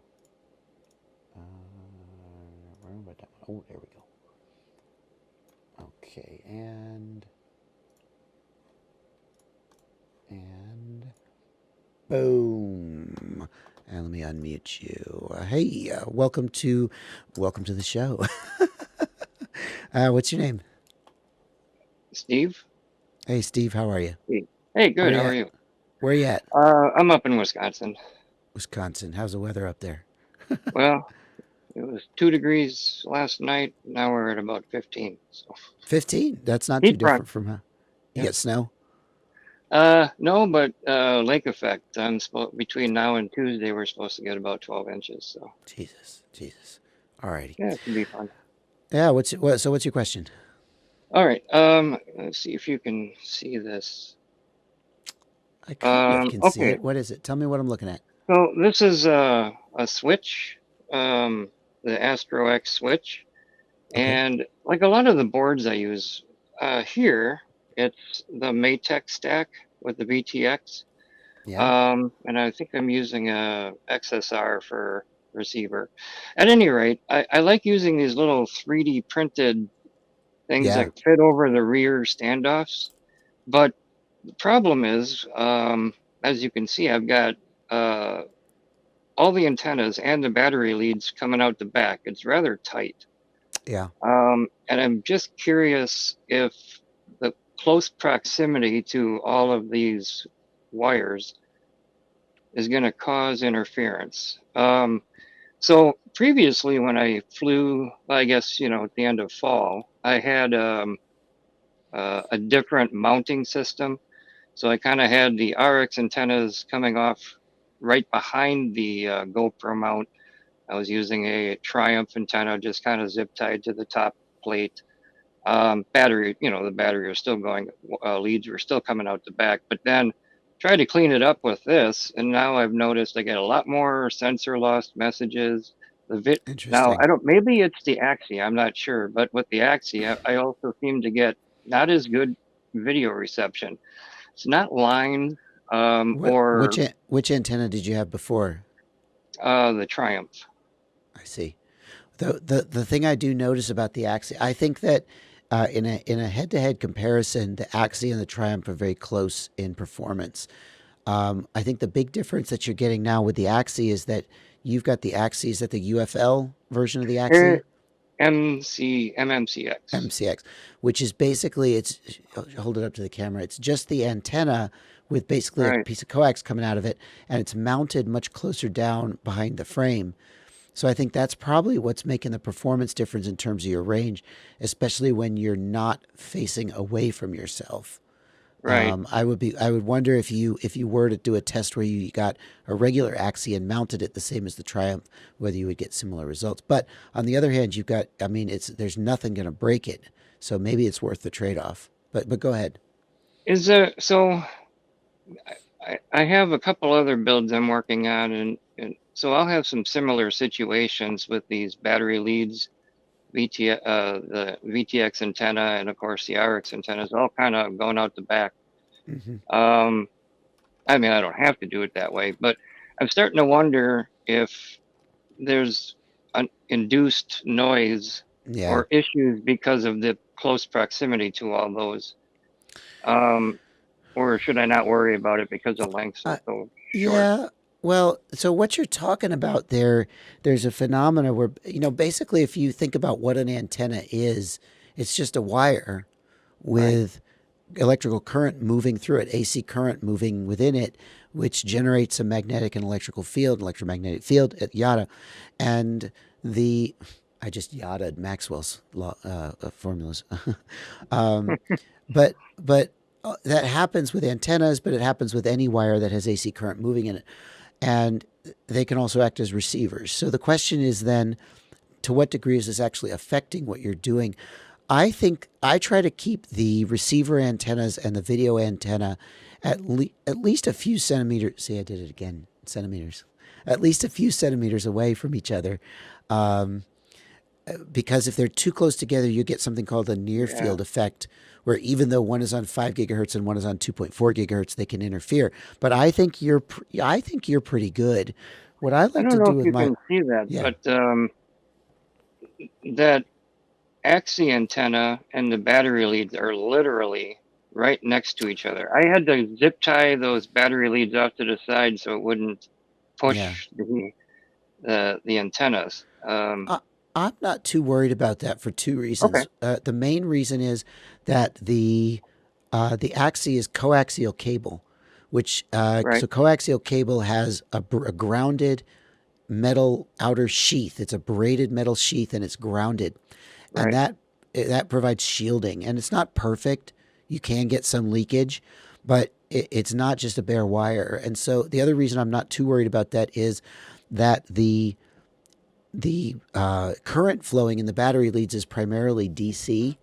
There is Okay. some AC noise, but it's not. I would not think that it would be enough magnitude to generate enough interference that would really make a big deal for you. However, Okay. in situations like this, we can speculate, we can guess. There's no substitute for an actual test. So this is how, and I encourage you guys to do this. You know, people often ask me questions, and I'm like, well, try it. You know, just move the wire and see if it improves. And you know, people ask, how did you get so smart? How do you know all the things you know? Well, In a trial and error situation, is a lot of it. yeah. So just move the antenna and see if the noise goes away, and then you've learned something, and you know you're just a little bit smarter than you were. But I don't think that's an issue. I think you're probably okay. What I might try to do is see if I can't get my Triumph back using that same kind of a mount and see if it goes back to perfect video I had before. And this isn't by no means unflyable. It's great. Yeah. It's just a little more breakup than I would have thought at the Yeah. distances. Yeah. I think it's because you got the little stubby axis mounted down Yep. low. It's closer to the frame, and the proximity to the frame, the simple thing that happens is the frame simply blocks the signal, but the Right. proximity to the frame can also change the coverage pattern subtly.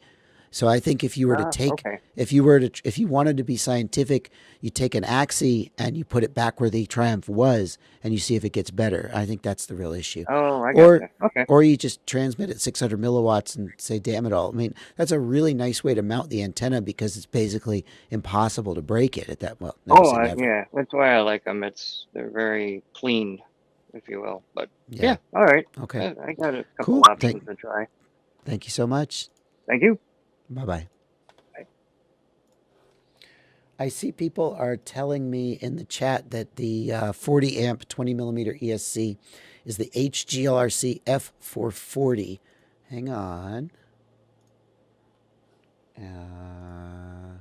Oh, no, it's the HGLRC. So one of them is the HGLRC XJB, which is right. Hey, XJB.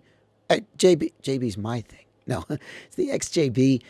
So that is a, let's see, 38 amp ESC. So that's a stack, which if you want this flight controller in VTX, that's fine. But if you just wanted the ESC, I guess you could probably buy it separately. So there you go. Okay, good. Well, always nice to learn things. Yeah. Pardon me.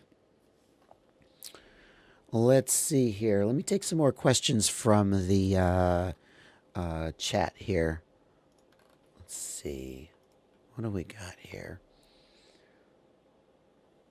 Should I insulate my SMA mount when mounting to carbon fiber? So the question that's being asked here is, if you have a bulkhead connector for your SMA, for your video transmitter, and you're going to screw it, like you're going to mount it onto the carbon top plate or something, or in any way it's going to be touching the top plate, should it be insulated? And the answer to that is, usually it doesn't matter. It's all grounded, and so you shouldn't really have an issue. But I have seen a few cases where there was video noise that could not be solved any other way, and putting like some heat shrink or tape around the SMA connector was what fixed it. The problem is that if you're doing a bulkhead mount where you literally pass the SMA connector through a hole in the plate and like screw it down, it's very hard to actually fully insulate that. If you put like tape or something, a lot of times it'll wear through. So what I would do if you really thought you needed to insulate it is I would tape it and then don't put it through. I don't like mounting it that way. I don't wish I had a quad to show. Hang on one second. I got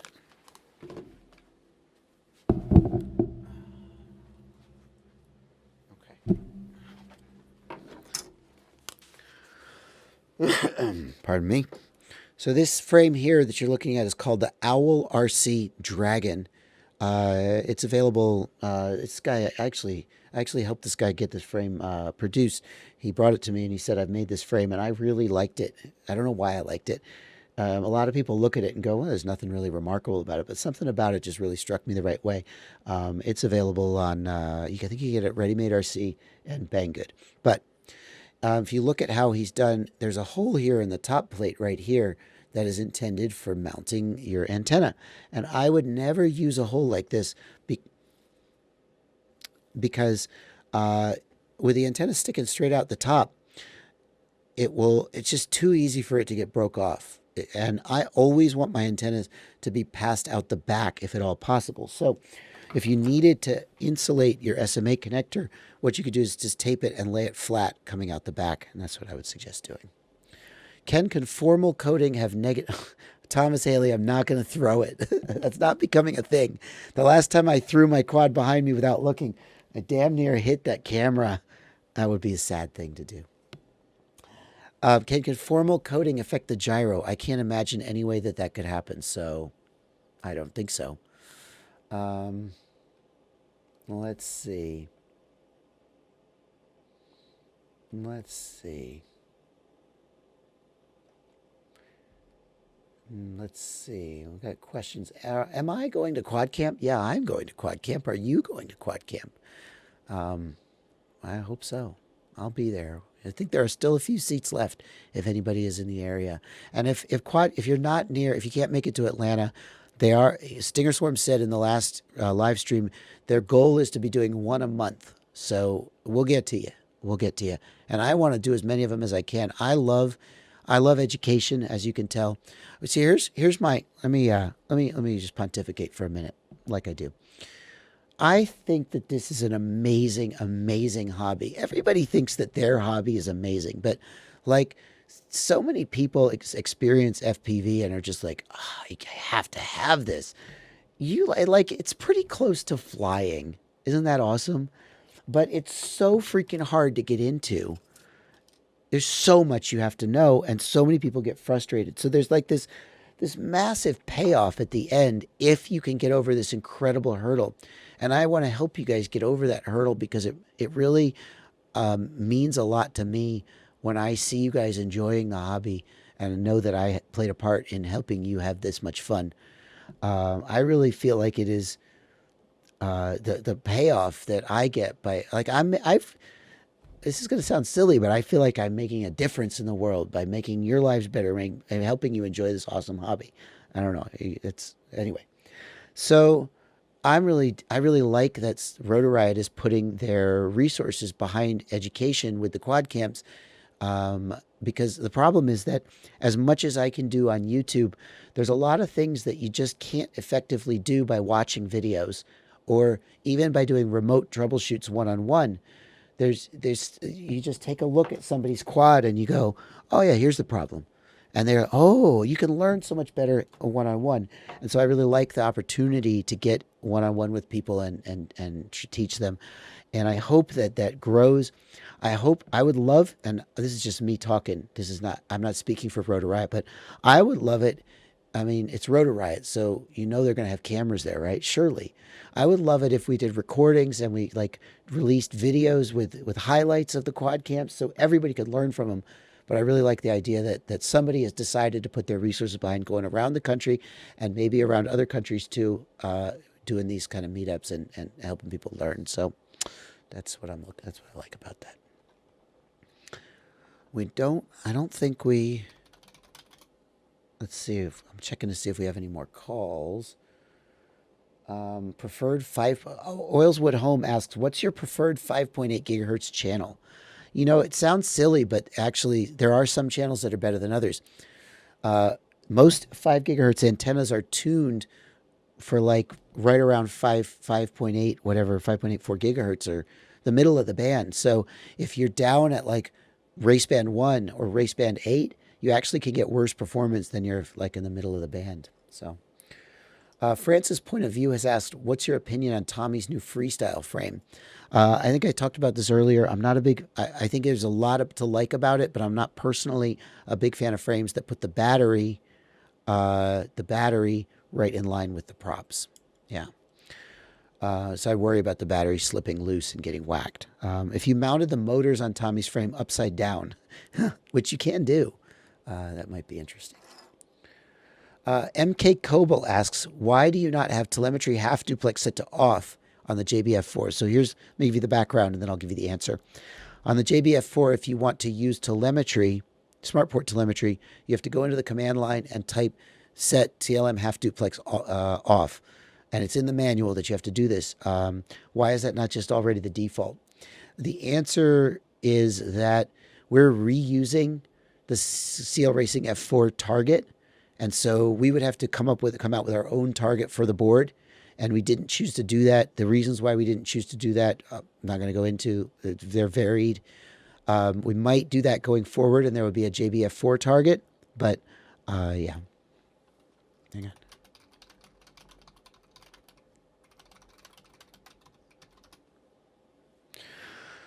Well, let's see. Bot Grinders. Old Gravy Legs here. Hi, Gravy Leg.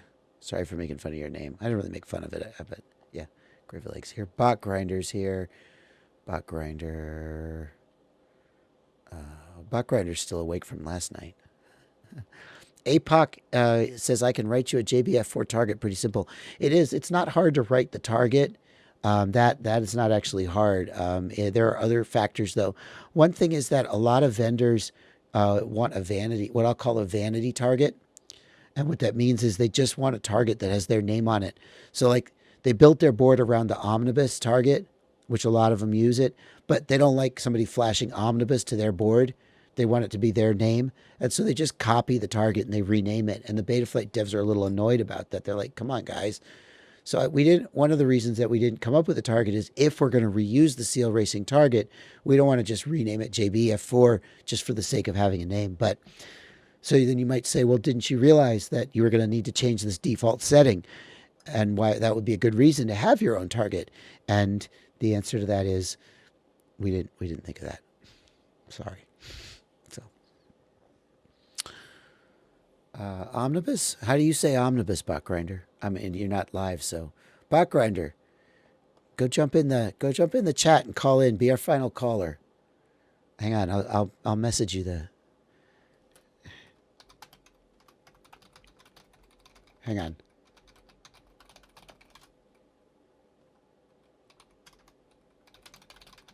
If he wants. If you want, Bot Grinder. You can be our final caller if you want. I'm trying to get him on my show.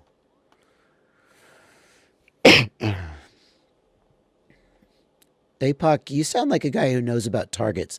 You should message Tyler Brennan, email general@racedayquads.com, APOC, and tell Tyler Brennan that you want to talk to him about a target for the JBF4. That's what you should do. Dan Pelkey asked $5 in the super chat. Thank you, Dan.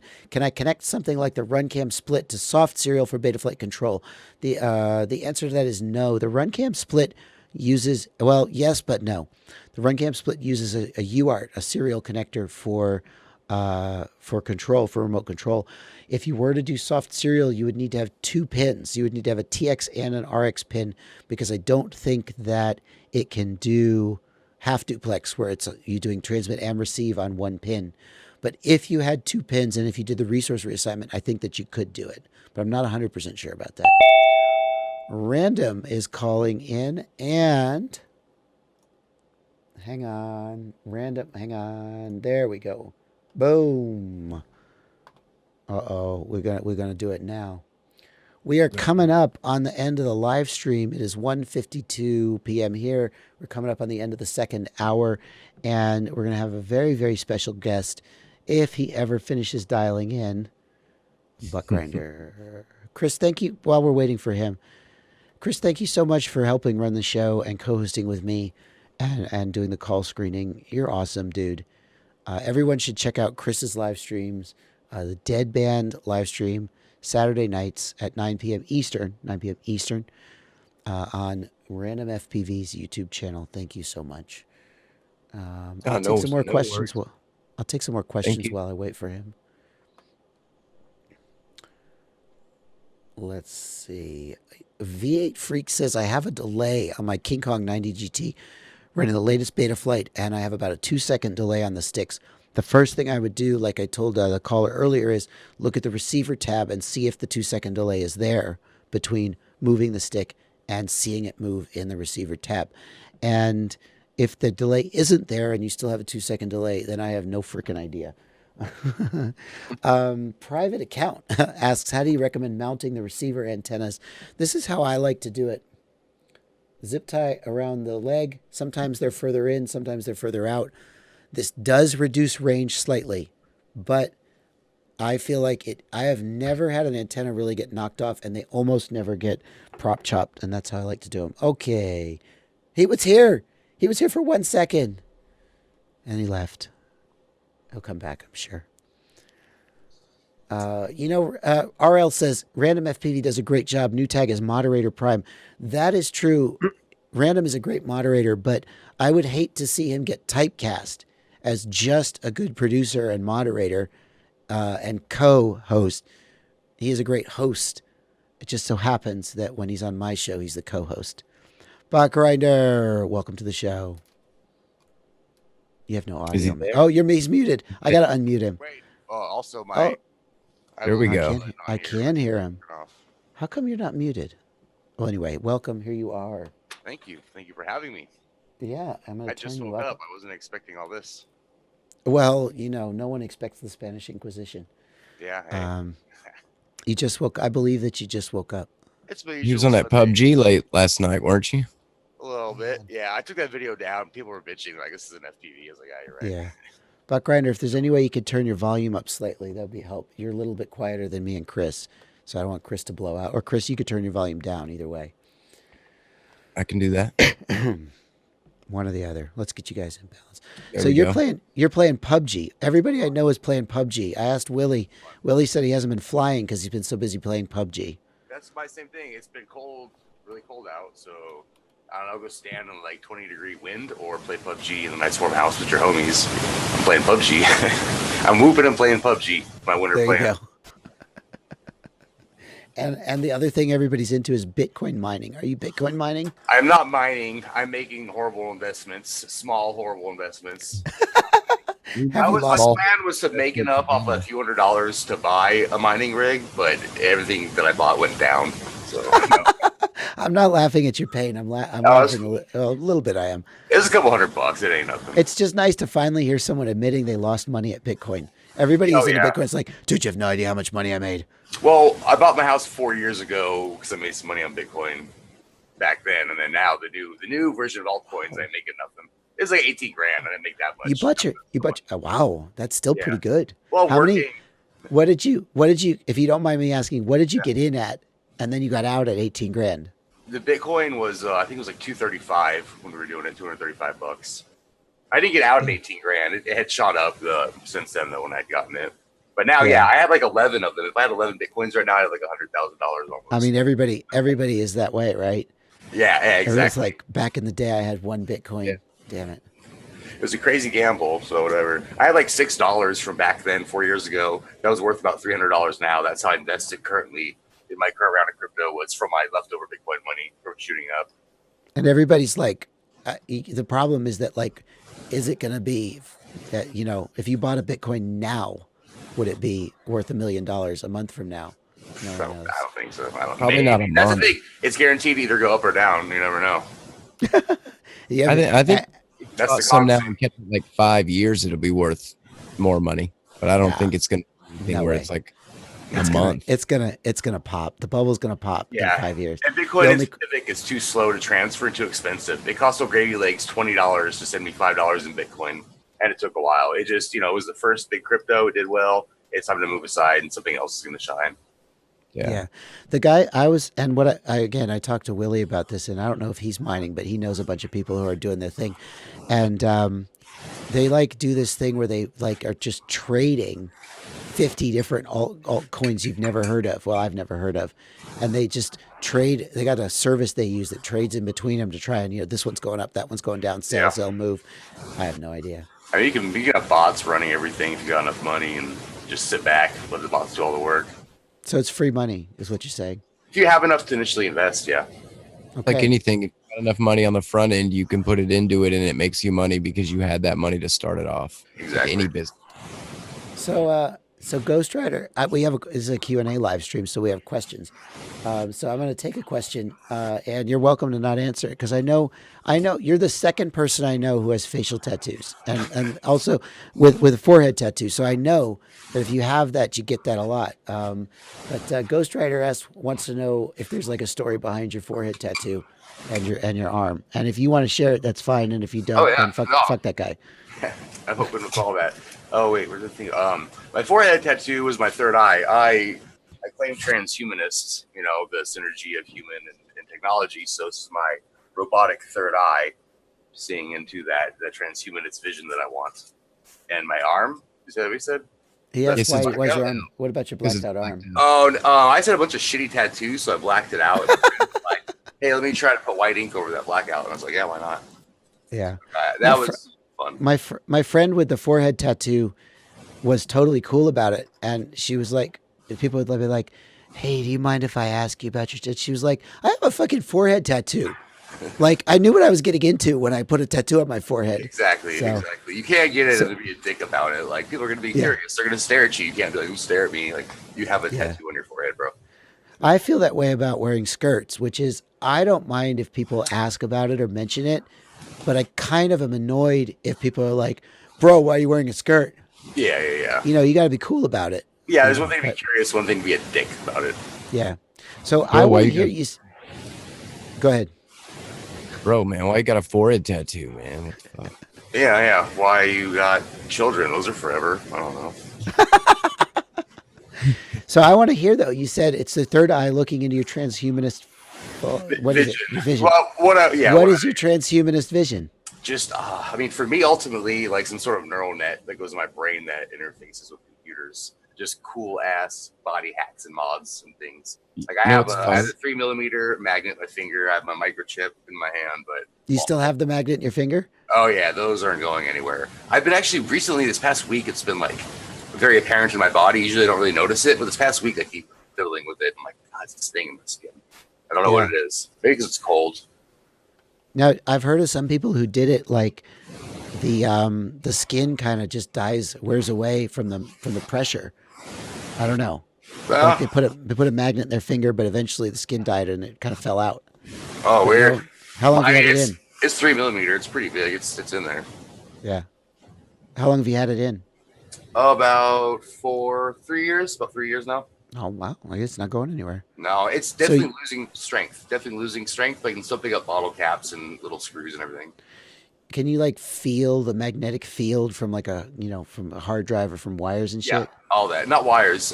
Anything that the magnet in it, or like a microwave or something, or a little motor that has like copper that runs around. I can feel all that, like a bubble around it, and it's pretty trippy. It's not. I've had it so long. I expect that if I see something and I go to put my finger, I better feel that, or I'm gonna feel weird.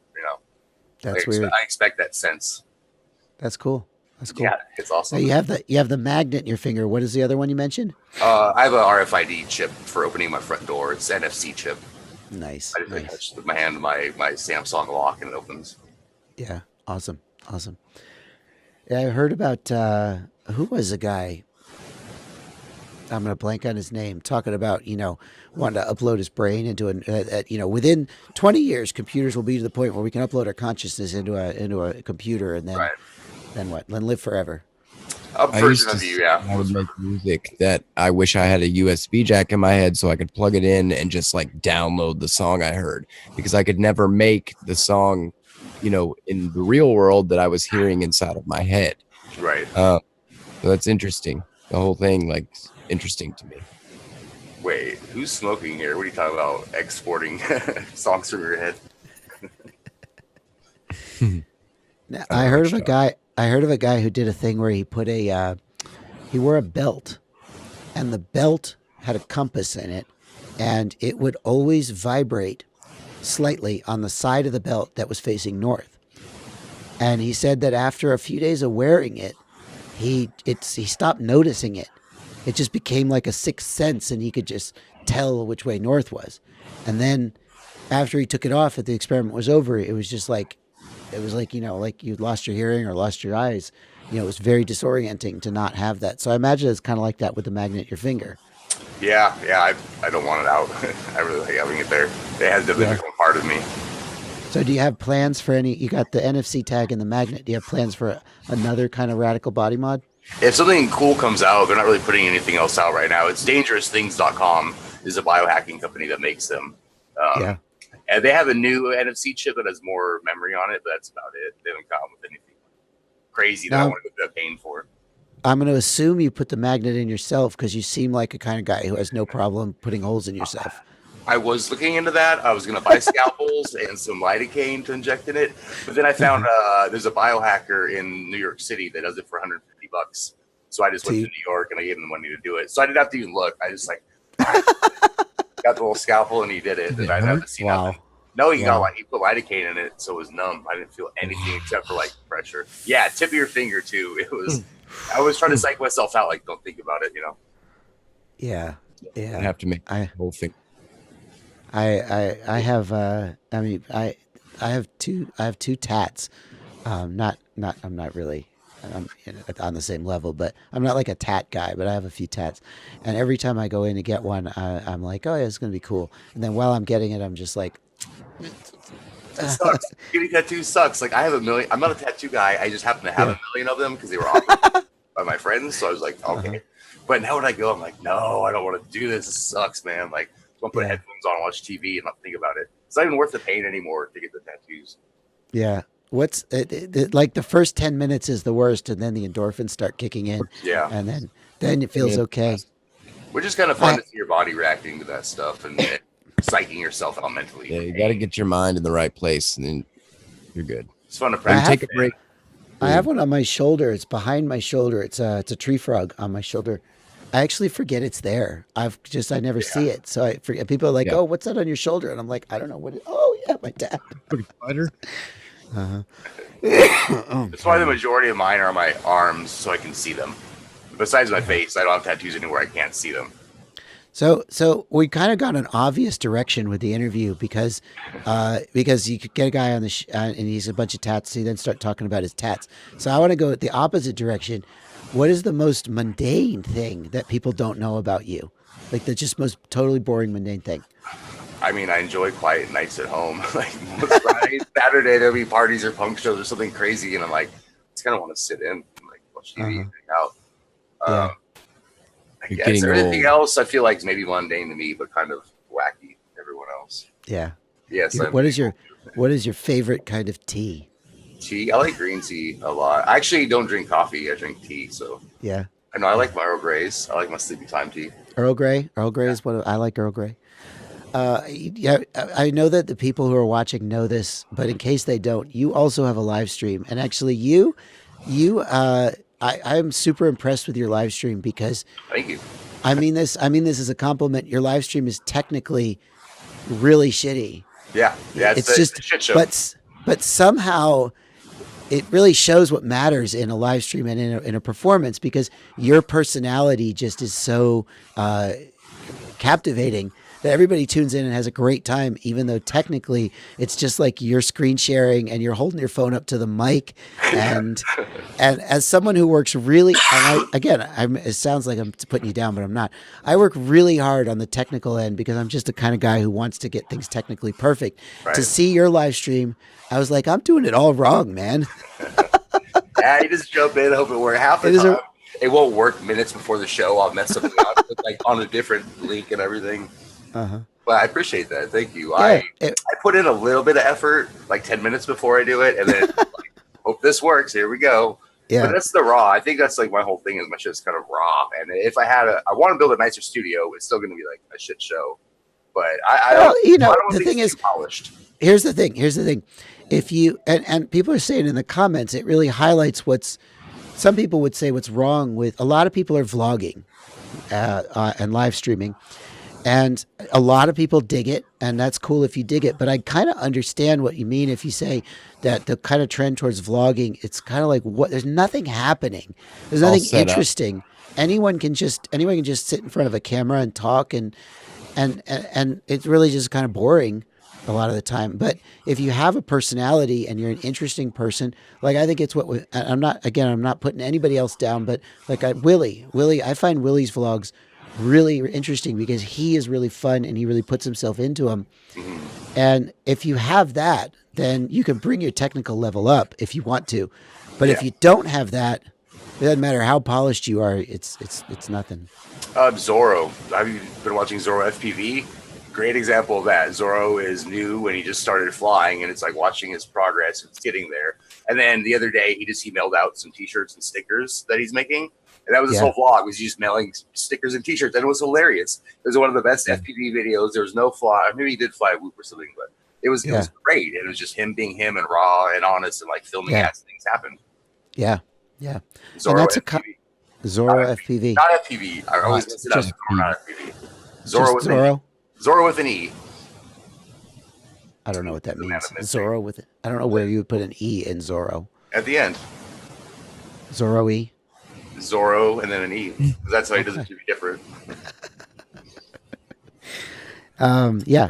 Well, good. So when do you tell everybody in case they don't already know, when do you stream? Do you stream a regular time or just whenever? I am now doing Sundays at 9 p.m. because there's a lot of us are streaming now, and I don't want to like get in anybody's way. So I'm like Sunday at 9. I'll have my little corner, then you guys can have the good slots. Sunday at 9. Well, you could always do it Sunday at noon and grab the lucrative European market. Oh, I love my Europeans, but no, I'm sorry. I'm not willing to Sunday at noon. On a Sunday. Cool with smoking. What? The Europeans are cool with smoking, you know. That's true. Oh yeah, That's true. I love everybody. Well, all right. I appreciate that's so we're just killing time now. What do you want to talk about? You want to talk about anything? We said PUBG. We went FPV. Face dance. Cool. I'm good. Well, thank you for coming on. Thanks for closing us out, guys. We are going to close this out. Invert FPV wants to know what the skirt means. What does it mean? Answer me, he says. Answer me. The skirt doesn't mean anything. Once upon a time in my 20s, I went to an event. It was the summer. It was an outdoor camping event. It was really hot. I had jeans on. My balls were, anyway, you don't need to know. They were selling like skirts, like hippie skirts. And I was like, yeah, screw it. Let's do it. And then I just never looked back. It doesn't mean anything. It's just clothes. It's literally just clothes. That's all it means. I'm like, what does it mean? Why? People ask, why do you wear skirts? And I say, why do you wear pants? It's the same reason. I'm not making a statement. I'm not trying to prove anything. That's just cover clothes. bottom parts. There you go. Let's see that signature sarong one day. I want to see that. He's got one on I right. gotta. Little JV I gotta. logo. Well, this is just a skirt. I gotta get one with like my logo on it. Yes. Yeah, he's one gold embroidered signature fringe or something. Lipo pockets.